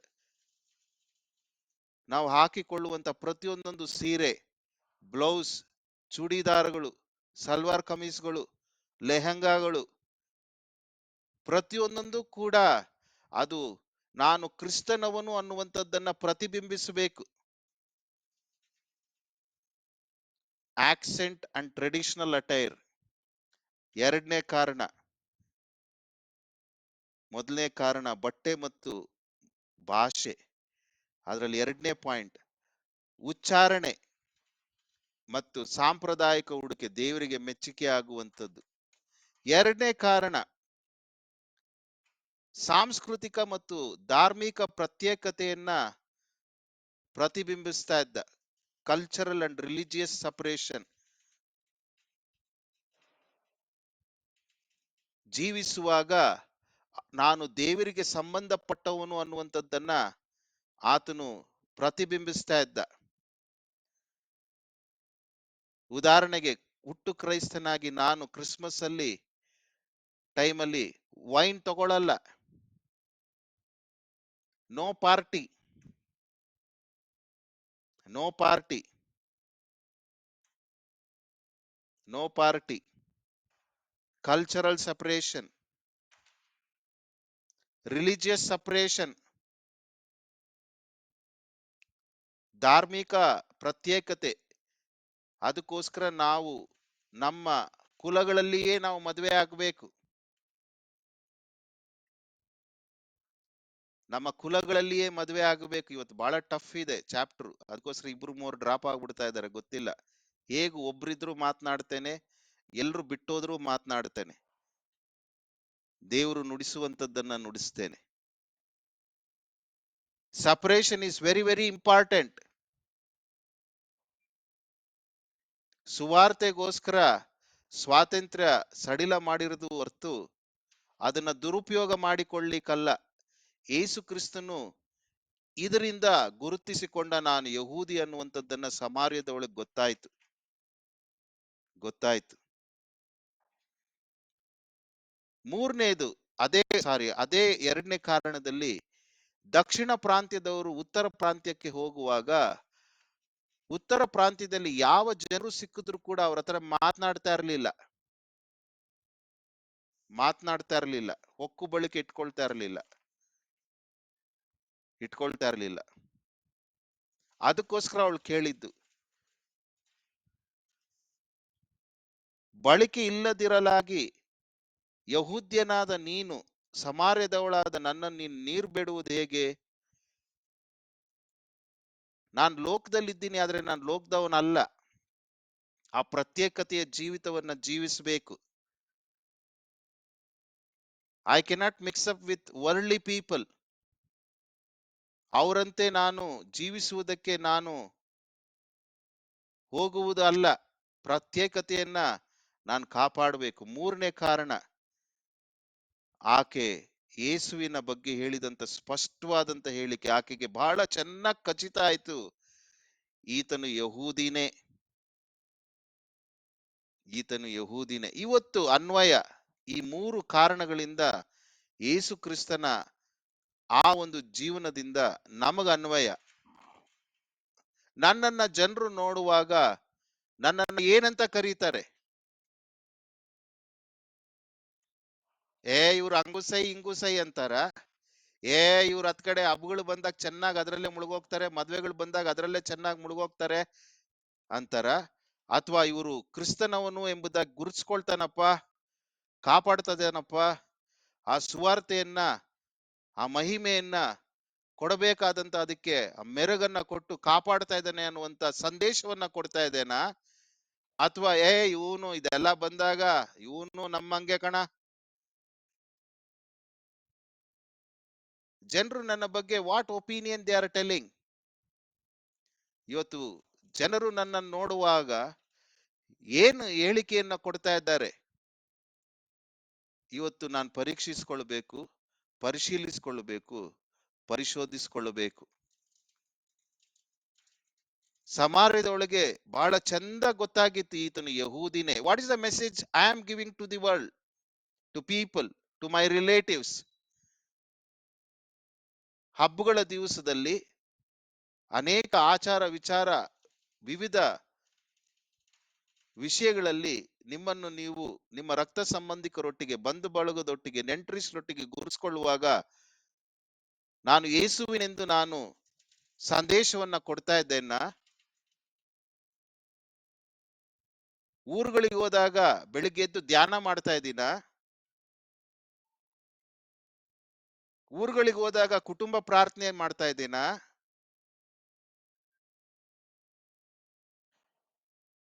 ಊರುಗಳಿಗೆ ಹೋದಾಗ ಕ್ರಿಸ್ತನನ್ನ ಪರಿಚಯ ಮಾಡ್ತಾ ಇದ್ದೀನಾ?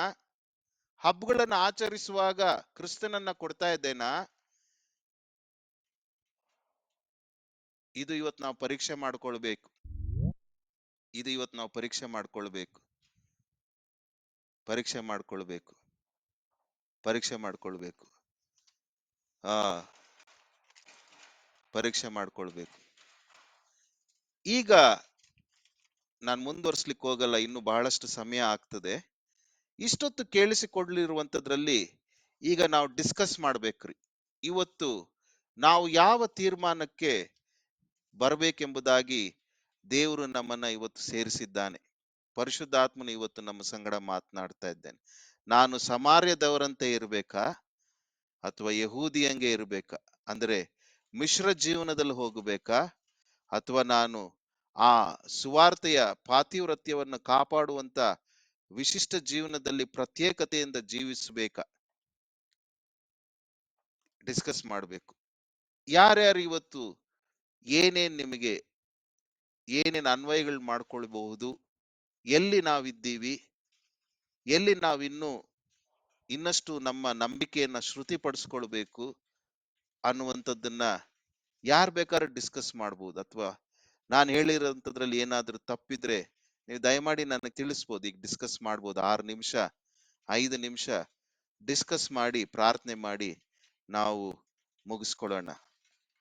ಮಿಕ್ಕದ್ದನ್ನ ಇದೇ 4ನೇ ಅಧ್ಯಾಯ ಶನಿವಾರ ಮುಂದುವರಿಸ್ತೇನೆ. ದೇವ್ರು ನಿಮ್ಮನ್ನ ಆಶೀರ್ವದಿಸ್ಲಿ. Open for discussion.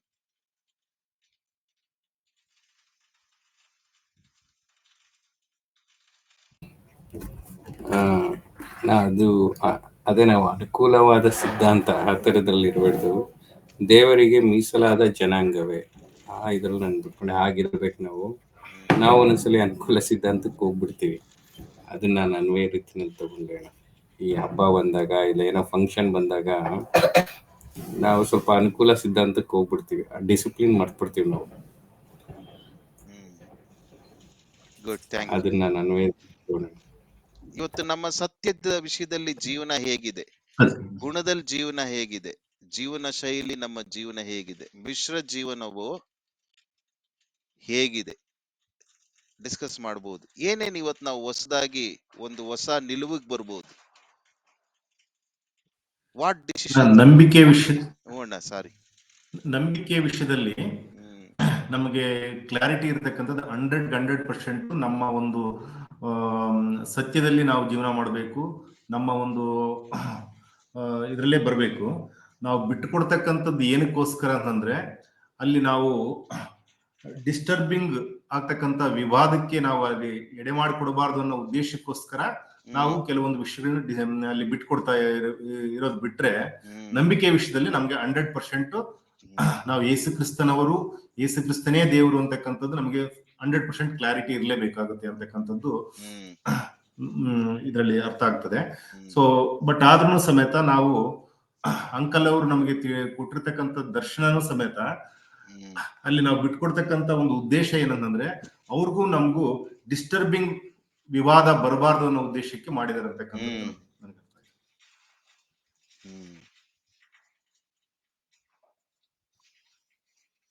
ಕಟ್ಟಾಯ್ತಣ್ಣ, ಸ್ವರ ನಿಮ್ದು ಮ್ಯೂಟ್ ಆಯ್ತು.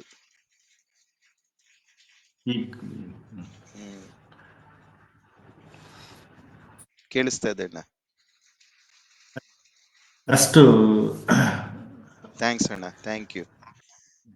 ಇನ್ನು ಯಾರಾದ್ರೂ ಬೇರೆಯವರು ಏನ್ ಅನ್ವಯ ಆಯ್ತು ಅಥವಾ ಏನ್ ಇವತ್ತು ದೇವ್ರು ಹೊಸ ತಿಳುವಳಿಕೆಯನ್ನು ಕೊಟ್ಟ? ಮಂಜಣ್ಣ, ಚಿಕ್ಕಣ್ಣ, ಬಾಲು, ಜ್ಯೋತಿ, ಮುನ್ರಾಜು,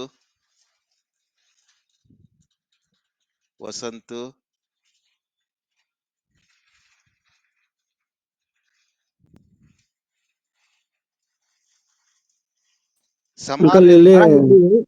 ಮಿಶ್ರ ಜೀವನ ಅಂದಾಗ ನನಗೆ ಅನ್ವಯ ಆಗಿತ್ತು. ಅಣ್ಣ ಕೇಳಿಸ್ತಿದ್ಯಾ? ಕೇಳಿಸ್ತಿದೆ ಅಣ್ಣ. ಮಂಜಣ್ಣ ಹೇಳ್ರಿ. ಮಿಶ್ರ ಜೀವನ ಅಂದಾಗ ನನ್ನ ಹಳೆಯ ಪಾಪಕ್ಕೆ ಒಲವು ಕೊಡೋದು, ಸ್ವೇಚ್ಛಾಭಿಲಾಷೆ, ಅದು ನನ್ನ ಎಳಿತದೆ. ಏನು ಅಂದ್ರೆ ನಂಬರ್ 1 ನನ್ನ ವೀಕ್ನೆಸ್ ಕುಡಿಕತನ ಮತ್ತೆ ಹಳೆ ಚಾಲಿಗೆ ಹೋಗೋದು. ಯಾರು ಕರೆದು ಇದ್ ಬಾರಿ ಇವತ್ತು ಒಂದು ಪಾರ್ಟಿ ಮಾಡೋಣ ಅಂದಾಗ ಅಲ್ಲಿ ಹೋಗೋದು, ಕುಂತ್ಕೊಳ್ಳೋದು, ಒಂದು ಟೈಮ್ 10 ಗಂಟೆ 11 ಗಂಟೆ ಸ್ಪೆಂಡ್ ಮಾಡಿ ಮನೆಗೆ ಬರೋದು. ಇದು ಒಂದು. ಮತ್ತೆ ಬಟ್ಟೆಗಳ ವಿಚಾರದಲ್ಲಿ ಅವ್ನು ಎಂತ ಬಟ್ಟೆ ಹಾಕೊಂಡಿದ್ದಾನೆ, ನಾನ್ಯಾಕೆ ಹಾಕ್ಬಾರ್ದು, ಅವ್ನ ಎಂತ ಒಡವೆಗಳು ಹಾಕೊಂಡಿದ್ದಾನೆ, ನಾನ್ಯಾಕೆ ಹಾಕ್ಬಾರ್ದು ಅನ್ನುವಂಥದ್ದು. ಇದು ನನಗೆ ಬಹಳ ಒಂದು ಅನ್ವಯ ಆಗಿತ್ತು. ಅದಕ್ಕೆ ಹೋಗ್ಬಾರ್ದು ನಾನು. ಯಾಕೆಂದ್ರೆ ಯೇಸು ಕ್ರಿಸ್ತನಲ್ಲಿ ಇರ್ತಕ್ಕಂಥದ್ದು ಆ ಯಹೂದ್ಯರನ್ನು ನೋಡಿದಾಗ ಅವರಲ್ಲಿ ಬಟ್ಟೆ, ಮಾತು, ಭಾಷೆ ಬಹಳ ಇಂಪಾರ್ಟೆಂಟ್ ಆಗಿರ್ತವೆ. ಹಾಗೆ ನಾವು ಮಾತಿನಲ್ಲೂ ಕೆಲವು ಚೇಂಜಸ್ ಆಗ್ಬೇಕು, ಬಟ್ಟೆ ವಿಷಯದಲ್ಲೂ ನಾನು ಚೇಂಜಸ್ ಆಗ್ಬೇಕು. ಮತ್ತೆ ನನ್ನ ಒಂದು ಮಾತು ಏನಿದೆ ಆ ಮಾತಲ್ಲೂ ನಾನು ಕೆಲವು ಬದಲಾವಣೆಗಳಾಗ್ಬೇಕು ಅನ್ನೋದು ನನಗ್ ಗೊತ್ತಾಗಿತ್ತು. ಥ್ಯಾಂಕ್ಸ್ ಮಂಜಣ್ಣ. ದೇವ್ರು ನಿಮ್ಮನ್ನ ಸನ್ಮಾನಿಸಿ ಗೌರವಿಸಿ ಆಶೀರ್ವದಿಸ್ಲಿ. Thank you.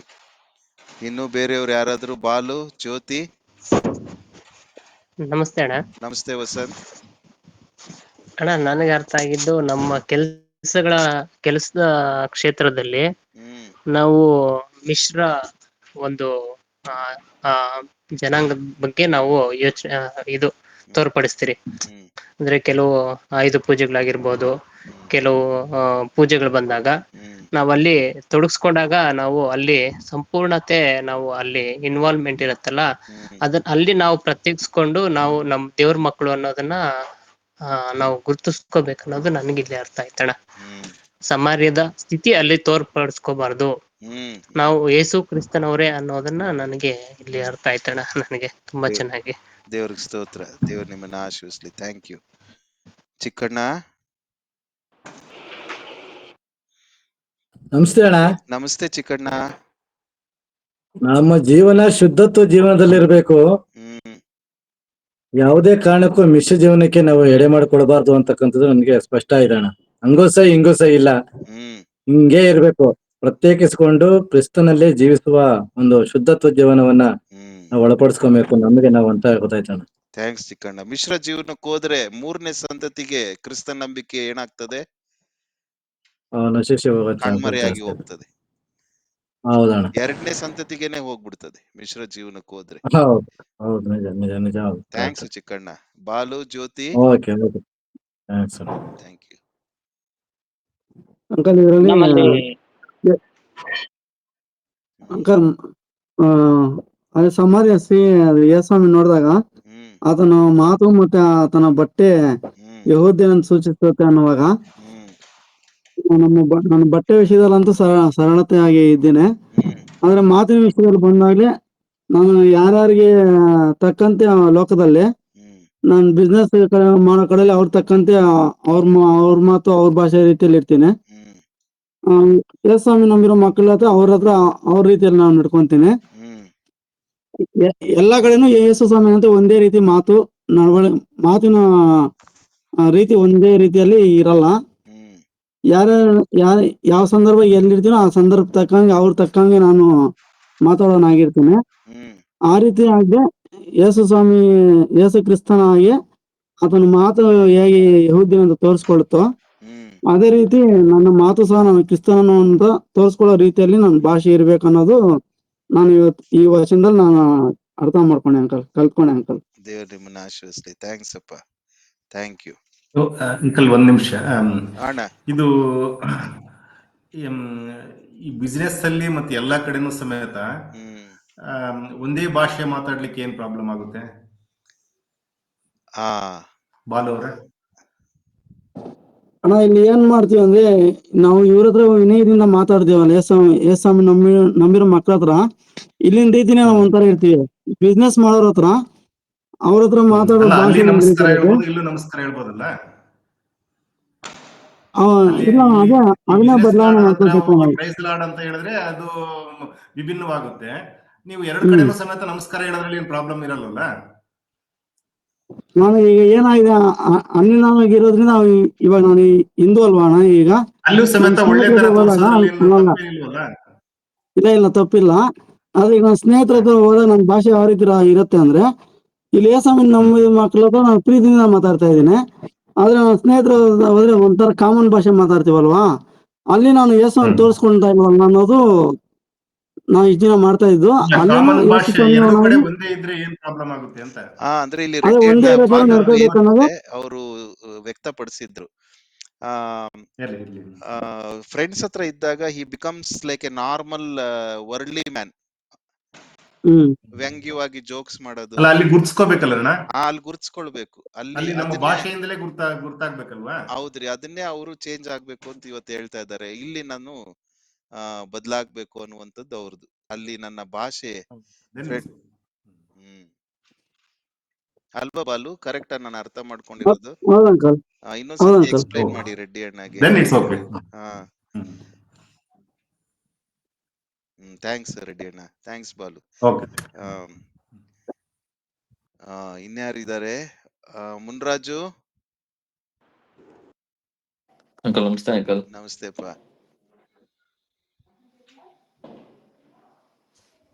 ಏನ್ ಇವತ್ತು ಗೊತ್ತಾಯ್ತಪ್ಪ? ಏನಾದ್ರೂ ಹೊಸದು ಅಥವಾ ಸತ್ಯ ಅಥವಾ ಪಾಪ ಅಥವಾ ಒಂದು ಮಾದರಿ?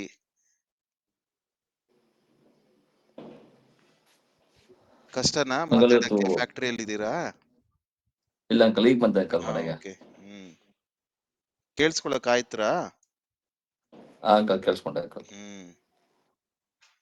ಕಷ್ಟ ಆಗುತ್ತಾ ಇವತ್ತು ಮಾತಾಡೋದು? ಚಿಂತೆ ಮಾಡ್ಬೇಡ್ರಿ, ದೇವ್ರು ನಿಮ್ಮನ್ನ ಆಶೀರ್ವದಿಸ್ಲಿ, ದೇವ್ರು ನಿಮ್ಮನ್ನ ನಡೆಸ್ಲಿ.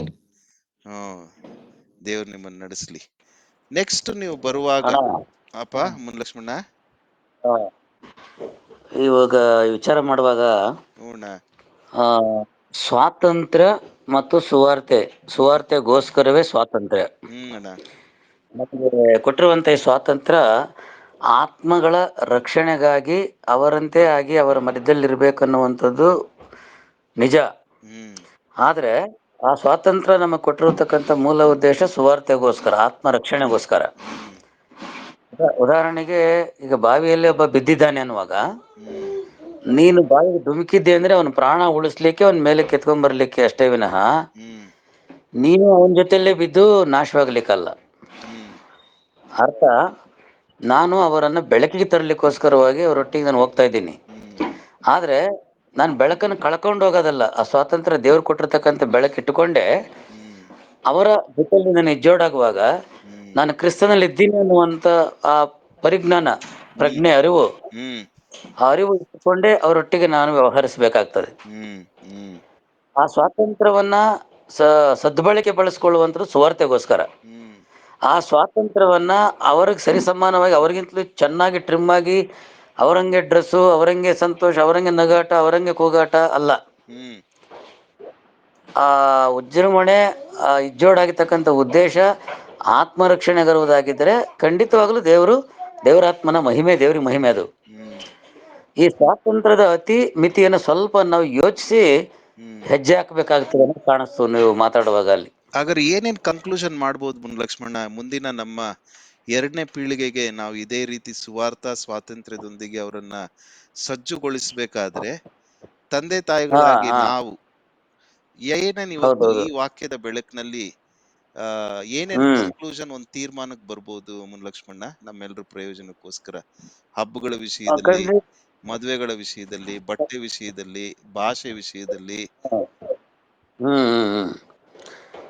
ಖಂಡಿತ ಅಣ್ಣ. ಮೊದಲನೇದಾಗಿ ನಮಗೆ ನಮ್ಮ ಮುಂದಿನ ಪೀಳಿಗೆಗೆ ಇದು ಮೊದಲನೇದಾಗಿ ನಾವು ಏನಿದ್ದೀವಿ ಇದು ಅಸ್ಥಿವಾರ ಹಾಕ್ಲಿಕ್ಕೆ ನಾವು ಈ ರೀತಿ ಆಗಿರೋದು ನಿಜ. ಈ ಸ್ವಾತಂತ್ರ್ಯ ಅವ್ರಿಗೆ ಬಳಸ್ಕೊಂಡು ಅವರೊಟ್ಟಿಗೆ ಅವರಂತೆಯಾಗಿ ಅವರಾಗಿ ಮಾಡಿರ್ತಕ್ಕಂಥದ್ದು ನಿಜ. ಮಕ್ಕಳಿಗೆ, ಮುಂದಿನ ಪೀಳಿಗೆಗೆ ಇದನ್ನು ಬಳಸುವಾಗ ಅವರು ನಮ್ಮನ್ನು ನೋಡಿರ್ತಾರೆ, ಅವರು ನಮ್ಮ ಜೀವನ ನೋಡಿರ್ತಾರೆ. ಸರಳ ಉಡುಗೆ ತೊಡುಗೆ, ಭಾಷೆ, ಬಟ್ಟೆ, ನಾವು ಹೋಗುವಂತ ಸಂಪರ್ಕ ಇವೆಲ್ಲ ಗಮನಿಸಿರ್ತಾರೆ ಅವರು. ಗಮನಿಸಿದಾಗ ಮಕ್ಕಳಿಗೂ ಸಹಿತ ತಿಳಿಸ್ಬೇಕಾದ್ದೇನೆಂದ್ರೆ ಆ ಪೀಳಿಗೆಗೆ ಈ ಸ್ವಾತಂತ್ರ್ಯವನ್ನ ನಮ್ಮ ತಂದೆ ತಾಯಿ ಪಾಲನೆ ಮಾಡೋದು ನಮಗಿದಿಲ್ಲ ಅಂತ ಅನ್ನಂಗಿಲ್ಲ, ಅವ್ರಿಗೆ ಅದು ಇದೆ ಅನ್ನೋದನ್ನೇ ನಾವು ಅರಿವು ಮೂಡಿಸ್ಬೇಕು ಅವ್ರಿಗೆ. ಇದನ್ನ ಅದೇ ಫಾಲೋಫರ್ಕ್ ಮಾಡ್ಬೇಕಾದ್ರೆ ಮುಂದಿನ ಪೀಳಿಗೆಗೆ ನಾವೀಗ ಅಂದ್ರೆ ಇದ್ರ ಬಗ್ಗೆ ಎಚ್ಚರಿಸ್ತಾ ಇರ್ಬೇಕು ಅಂತ ನನ್ನ ಒಂದು ಇದು, ಎಚ್ಚರಿಕೆ ಕೊಡ್ತಾ ಇರ್ಬೇಕು ಅಂತ. ಪ್ರತ್ಯೇಕ ಹೇಗೆ ಒಂದು ಸಾಧಾರಣ ಕೆಲಸಕ್ಕೆ ಜಪ್ಪನ ಅಂತ ಏನ್ ಹೇಳ್ತಾರಲ್ಲ ತಾಯಿ ತಂದೆಗಳು, ಇದು ಜೀವನದಲ್ಲಿ ಜಾರಿ ಬೆಳೆದಂತೆ ನಿನಗೆ ಜೋಪಾನ, ಈ ವಿಷಯದಲ್ಲಿ ಕೇರ್ಫುಲ್, ಎಚ್ಚರಿಕೆಗಿರ್ಬೇಕು ನೀನು. ಅಲ್ಲ ಬರೀ ಕುಡಿಯೋದು, ನಾನೇನ್ ಮಾಡೋದಕ್ಕೆ ನಾನು ಒಂಚೂರು ಕುಡಿತೀನಿ, ಇಲ್ಲ ಇಲ್ಲ ಇಲ್ಲ ಇಲ್ಲ ಅಲ್ಲೆಲ್ಲ ಸ್ವೇಟ್ ಹೊಡೆದಿದ್ದಾರೆ. ನಾನು ಒಂದು ಆಟ ಆಡ್ತೀನಿ. ಇಲ್ಲ ಇಲ್ಲ ಇಲ್ಲ. ಹಾಗೆ ಪ್ರತ್ಯೇಕತೆ, ಐಕ್ಯತೆ. ಅವರೊಟ್ಟಿಗೆ ಐಕ್ಯತೆ ಆಗಿದ್ದೀನಿ. ಏನಕ್ಕೆ? ಅವರಲ್ಲಿ ನಾನು ಒಬ್ಬನಂತ ಗುರುತಿಸ್ಕೊಂಡಿದ್ದೀನಿ. ಪ್ರತ್ಯೇಕತೆ ಏನು? ಅವರ ಕೆಲವು ಕೃತ್ಯಗಳಲ್ಲಿ ನಾನು ಪಾಲುಗಾರನಾಗಲ್ಲ. ಅದು ಯೇಸು ಸ್ವಾಮಿಯಲ್ಲಿ ನಾವು ಕಂಡಂತ ಜೀವನ ಅಲ್ವೇ? ಯಹೂದ್ಯನು ಅಂತ ಗುರುತಿಸ್ಕೊಳ್ಳಿಕ್ಕೆ ಗುರುತಿಡಲಿಕ್ಕೆ ಕಾರಣ ಆತನ ಭಾಷೆ, ಆತನ ಬಟ್ಟೆ ಮತ್ತು ಅವರ ಆ ಮಾತಿನ ಕೇಳಿದ ಕೂಡಲೇ ಇವನು ಯಹೂದ್ಯನೇ ಅನ್ನೋದು ಅವರಿಗೆ ಗೊತ್ತಾಯ್ತು ಖಚಿತವಾಗಿ ಅವರ ನೋಡಿದಾಗ. ನಮಗೆ ಇವತ್ತು ಜನರು ತೋರಿಸ್ಕೊಳ್ತಾ ಇರೋದೇನೆಂದ್ರೆ ಬಿಳಿ ಬಟ್ಟೆ ಅಂದ್ರೆ ಕ್ರೈಸ್ತರು ಸೇರಿದದು, ಕ್ರಿಶ್ಚಿಯನ್ ಹೋಗಿ ಬಿಳಿ ಬಟ್ಟೆ ಹಾಕ್ತಾನಂತೂ ಸಾಧಾರಣ ಮಾತುಕತೆ ಇತ್ತು ಒಂದು ಕಾಲದಾಗ. ಈಗ ಬಿಳಿ ಬಟ್ಟೆ ಎಲ್ಲರಿಗೂ ಕಾಮನ್ ಆಗಿದೆ ಈಗ ಅದು. ಹಾಗೆ ಬಟ್ಟೆ ಬಿಳಿದಲ್ಲ, ಕಪ್ಪುದಲ್ಲ, ಕೆಂಪುದಲ್ಲ ಬೇಕಾಗಿರೋದು ನಮ್ಮ ಉಡುಗೆ ಮತ್ತೊಬ್ರು ನಮ್ಮನ್ನ ಅಕ್ಸೆಪ್ಟ್ ಮಾಡಂಗೆ, ಒಪ್ಕೊಳ್ಳಂಗೆ, ಸೇರಿಸ್ಕೊಳ್ಳಂಗಿರ್ಬೇಕು. ಅವ್ರಿಗೆ ಗಾಬರಿ ಬರಂಗೆ, ಎದ್ದು ಕಾಣಂಗೆ, ವಿಭಿನ್ನವಾಗಿರಬಾರ್ದು ಅನ್ನೋದು ನಮ್ಮದು ಸರಳತೆ, ಸಜ್ಜನಿಕೆ ಇರಬೇಕು. ಥ್ಯಾಂಕ್ಸ್ ಲಕ್ಷ್ಮಣ್ಣ. ರೆಡ್ಡಣ್ಣ ಏನು ಹೇಳಲಿಕ್ಕಿದ್ದಾರೆ? ಹೌದು, ಇದು ಮುನ್ಲಕ್ಷ್ಮಿಯವರು ಹೇಳಿರ್ತಕ್ಕಂತ ಒಂದು ವಿಚಾರ. ನಾವು ಒಂದು ಸಾರಿ ಇದರಲ್ಲಿ ಕ್ಲಾರಿಟಿ ಬಂದ ಮೇಲೆ ಆಮೇಲೆ ನಾವು ಸುವಾರ್ತೆಗೋಸ್ಕರ ಆ ರೀತಿ ಮಾಡಿದ್ರೆ ಇದು ಓಕೆ. ಬಟ್ ಇನ್ನು ನಮ್ಮ ಚಿಕ್ಕ ಮಕ್ಕಳಿಗೆ ಆಗ್ಲಿ ಅವ್ರನ್ನ ಬೆಳೆಸ್ತಾ ಇರ್ತೀವಿ. ಆ ಬೆಳೆಸುವಂತ ಸಂದರ್ಭದಲ್ಲಿ ಅಥವಾ ನಾವು ಬೇರೆ ಕಡೆಯಿಂದ ಮದುವೆ ಮಾಡ್ಕೊಂಡ್ ಬಂದಿರ್ತೀವಿ, ಅವ್ರನ್ನ ಬೆಳೆಸುವ ಇನ್ನು ಅವರು ಆ ಇಮ್ಮೆಚ್ಯೂರ್ ಸ್ಟೇಜ್ ಅಲ್ಲೇನೆ ನಾವು ಮಿಕ್ಸ್ ಅಪ್ ಮಾಡ್ತಾ ಇದ್ರೆ ಅದು ಸ್ವಲ್ಪ ಕಾಂಪ್ಲಿಕೇಶನ್ಸ್ ಆಗ್ತಾ ಇದೆಯಲ್ಲ ಮುನ್ಲಕ್ಷ್ಮೀರೆ. ಆ ಪದ್ಧತಿಗಳಲ್ಲೂ ಇರ್ತಾರೆ, ಅದರಲ್ಲೂ ಸಮೇತ ಆ ಒಂದು ಅಟ್ಯಾಚ್ಮೆಂಟ್ ಅಲ್ಲಿ ಬಂದಿರ್ತಾರೆ. ಬಂದವರು ನಾವು ನಮ್ಮ ಟೀಚಿಂಗು ಕೇಳ್ತಾ ಇರ್ತಾರೆ, ಅದರಲ್ಲೂ ಇರ್ತಾರೆ. ಎರಡು ಮಿಕ್ಸ್ ಅಪ್ ಇದ್ದಾಗ ಸೊ ಕ್ಲಾರಿಟಿ ಬರ್ತಾ ಇಲ್ಲ ರಿಸಲ್ಟ್ ಅಲ್ಲಿ. ಗಮನಿಸಿದೀರಾ ಮುನ್ಲಕ್ಷ್ಮೀರೆ ನೀವು?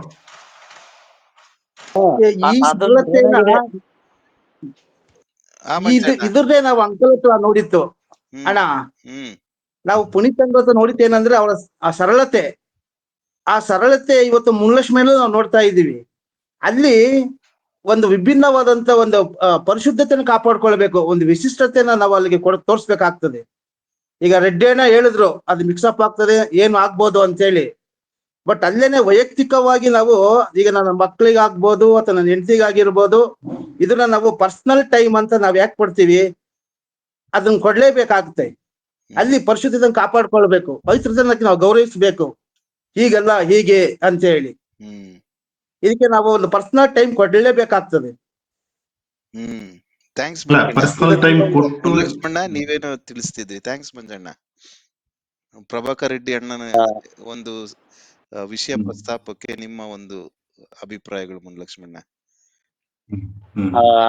ರೆಡ್ಡಣ್ಣ ಹೇಳ್ದಂಗೆ ಅದೇನಾಗ್ತದೆ ಈಗ ಈ ನಮ್ಮ ತಲೆಮಾರಿಗೆ ಸ್ವಾತಂತ್ರ್ಯ ನಾವೀಗ ಬಳಸಿದ್ವಿ. ಮಕ್ಕಳಿಗೆ ಅದನ್ನ ನಾವು ಜೊತೆಲಿ ಕರ್ಕೊಂಡು ಹೋಗುವಾಗ ಬರುವಾಗ ಏನಾಗುತ್ತೆ ಅಂತ ಅನ್ನುವಾಗ ಅವ್ರಿಗೆ ಇದನ್ನ ನಾವು ಪ್ರೋತ್ಸಾಹ ಕೊಡಂತದ್ದು ಅಥವಾ ಇದನ್ನ ಮುಂದುವರಿಸಿ ಅನ್ನುವಾಗ ಅವ್ರು ಇದ್ರಲ್ಲಿ ಎರಡಲ್ಲೂ ಒಟ್ಟಿಗೆ ಇದ್ದಂಗೆ ಆಗುತ್ತಲ್ಲ ಅಂತ ಅಣ್ಣ ಹೇಳ್ತಾರೆ ಅಲ್ವಾ ಅಣ್ಣ? ಕರೆಕ್ಟ್. ಅಲ್ಲ, ನಂಬಿಕೆ ವಿಷಯದಲ್ಲಿ ಮಿಕ್ಸ್ ಅಪ್ ಆಗ್ಬಿಡ್ತದೆ ಅಂತ ನಾನು ಹೇಳ್ತಿರೋದು. ಅವ್ರಿಗೆ ಇದರಲ್ಲಿ ಮೆಚುರಿಟಿ ಬಂದಿದ್ರೆ ಸಮಸ್ಯೆ ಆಗ್ತಿರ್ಲಿಲ್ಲ. ಬಟ್ ಇನ್ನೂ ಸಂಪೂರ್ಣವಾಗಿ ಕಲಿಸಿರಲ್ಲ, ಸಂಪೂರ್ಣವಾದಂತ ದೇವ್ರ ಬಗ್ಗೆ ಸಂಪೂರ್ಣವಾಗಿ ಮೆಚುರಿಟಿ ಬರದೇ ಇದ್ದಾಗ ಎರಡನ್ನು ಮಿಕ್ಸ್ ಅಪ್ ಮಾಡಿದಾಗ ಸ್ವಲ್ಪ ಅಲ್ಲಿ ಕನ್ಫ್ಯೂಷನ್ಸ್ ಆಗುತ್ತೆ ಅಂತಕ್ಕಂಥದ್ದು ಅನ್ಸುತ್ತೆ. ಅಲ್ಲಿ ಏನಾಗ್ತದೆ ಅಣ್ಣ, ಎರಡು ಮಿಕ್ಸಪ್ ಆಗುವಾಗ ಅನ್ನುವಾಗ ಇದು ನಿಜ ನೀವು ಹೇಳಿದ್ದು, ಪರಿಪಕ್ವತೆ ಮತ್ತು ಬಲಹೀನವಾದ ಮನಸ್ಸಿರುವಾಗ ನಮಗಿರುವಂತ ದೊಡ್ಡ ಸೇವೆನೇ ಅದೇನೇನೆ. ಆ ಪರಿಪಕ್ವತೆ ಮಟ್ಟಕ್ಕೆ ತರೋದೇ ಒಂದು ದೊಡ್ಡ ಸಾಧನೆ ಆಗಿದೆ ನಮ್ಮ ಸೇವೆನಲ್ಲಿ. ಈಗ ಮಕ್ಕಳಿಗಾಗಲಿ ದೊಡ್ಡವ್ರಿಗಾಗಲಿ ಹೊಸ ರಕ್ಷಣೆ ಹೊಂದಿರೋರಿಗಾಗಲಿ ಆ ಪರಿಪಕ್ವತೆ ತರುವಂತದ್ದು ಸೇವೆ. ಸೊ ನಾನು ಅಂಕಲ್ ಹೇಳ್ತಾ ಇದ್ದಿದ್ದು ಜ್ಞಾಪಕಕ್ಕೆ ಬರುತ್ತೆ ಈಗ ನನಗೆ. ಸೊ ಹಾಗಾದ್ರೆ ಇದನ್ನ ಇಟ್ಸ್ ಎ ಕಂಟಿನ್ಯೂಸ್ ಪ್ರಾಸೆಸ್. ಪ್ರತಿ ದಿವಸ ಮನೆಯಲ್ಲಿ ತಂದೆ ತಾಯಿಗಳು ಅಥವಾ ಗಂಡ ಹೆಂಡತಿ ತಮ್ಮ ಮಕ್ಕಳೊಟ್ಟಿಗೆ ಇಂಥ ಪರಿಸ್ಥಿತಿಗಳು ಬರುವಾಗ ಅದರ ಬಗ್ಗೆ ಸೂಕ್ಷ್ಮತೆಯನ್ನ ಮೂಡಿಸ್ತಾ ಇರಬೇಕು. ಪ್ರತಿ ಟೈಮ್ ಹಬ್ಬ ಬಂದಾಗ ಸುವಾರ್ತೆನ ಅಲ್ಲಿ ನಾವು ನಮ್ಮ ಮಕ್ಕಳಿಗೆ, ಹೆಂಡತಿಗೆ, ಗಂಡನಿಗೆ ಅದ್ರ ಬಗ್ಗೆ ಒತ್ತು ಕೊಟ್ಟು ಅದರ ಬಗ್ಗೆ ಬೆಳಕಿಗೆ ತರ್ತಾ ಇರ್ಬೇಕು. ಹೌದು, ನಾವು ಯಾಕೆ ಮಾಡ್ತಾ ಇದೀವಿ ಇವತ್ತು, ಅಲ್ಲಿಂದ ಪ್ರಾರಂಭ ಆಗ್ಬೇಕು.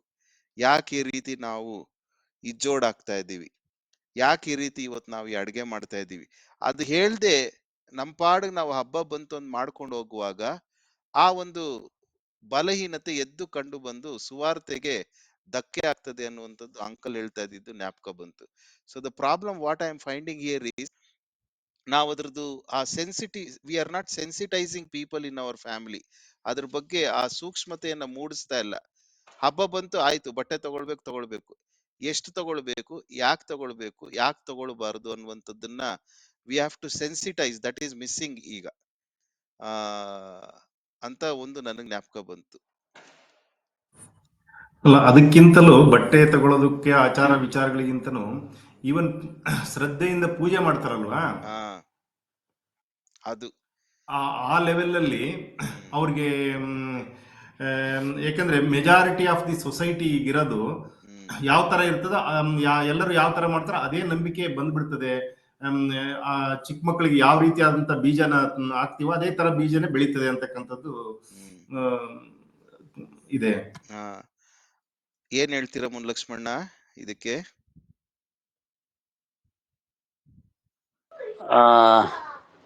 ಇಲ್ಲ, ಸ್ವಲ್ಪ ಕೇಳಿಸ್ಕೊಳ್ಳೋದು ಇದು ಮಾಡಿ. ರೆಡ್ಡಣ್ಣ ಹೇಳಿದ್ದು, ಹಬ್ಬಗಳು ಬಂದಾಗ ಪೂಜೆಯಲ್ಲಿ ನಾವು ಬಹಳಷ್ಟು ಭಾಗವಹಿಸ್ತೀವಿ, ಅವಾಗ ನಮ್ಮ ಮುಂದಿನ ಪೀಳಿಗೆಗೆ ಅದು ಮೆಸೇಜಿಂಗ್ ಬೇರೆ ಹೋಗುತ್ತಲ್ಲ ಅನ್ನುವಂಥದ್ದು ಒಂದು. ರೈಟ್.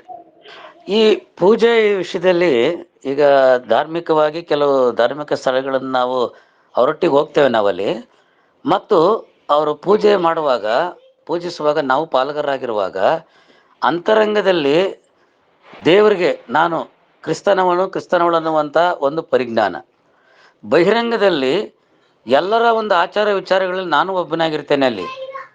ಈಗ ಅಕಸ್ಮಾತ್ ಅವರು ಇದನ್ನು ನೀವು ತೆಗೆದುಕೊಳ್ಬೇಕು ಅಂತ ಅಂದಾಗ ನಾನು ಸ್ವೀಕರಿಸಿದ ಕ್ಷಣಕ್ಕೆ ನನ್ನ ನಂಬಿಕೆ ಹೋಯ್ತು ಅಂತಲ್ಲ, ಅದು ಅವರ ಗೌರವಕ್ಕೆ, ಪ್ರೀತಿಗೆ ಅದನ್ನು ಅಂಗೀಕರಿಸಬೇಕಾಗ್ತದೆ.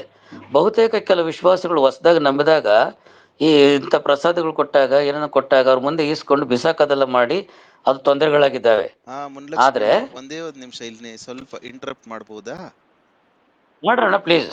ಇಲ್ಲಿ ಪ್ರಸ್ತಾಪ ಏನಾಗಿದೆ ಅಂದ್ರೆ, ವಿಷಯ ಅಥವಾ ಸಿಚುಯೇಷನ್, ಸಂದರ್ಭ ಏನಿದೆ ಅಂದ್ರೆ, ನಾವೇ ಬಹಳಷ್ಟು ಅದ್ರ ಬಗ್ಗೆ ಕಾಳಜಿ ವಹಿಸಿ, ಮುತುವರ್ಜಿಯನ್ನ ವಹಿಸಿ, ನಾವೇ ಬಹಳಷ್ಟು ವಾಲಂಟ್ರಿಯಾಗಿ ಇನ್ವಾಲ್ವ್ ಆಗ್ಬಿಡ್ತೀವಿ.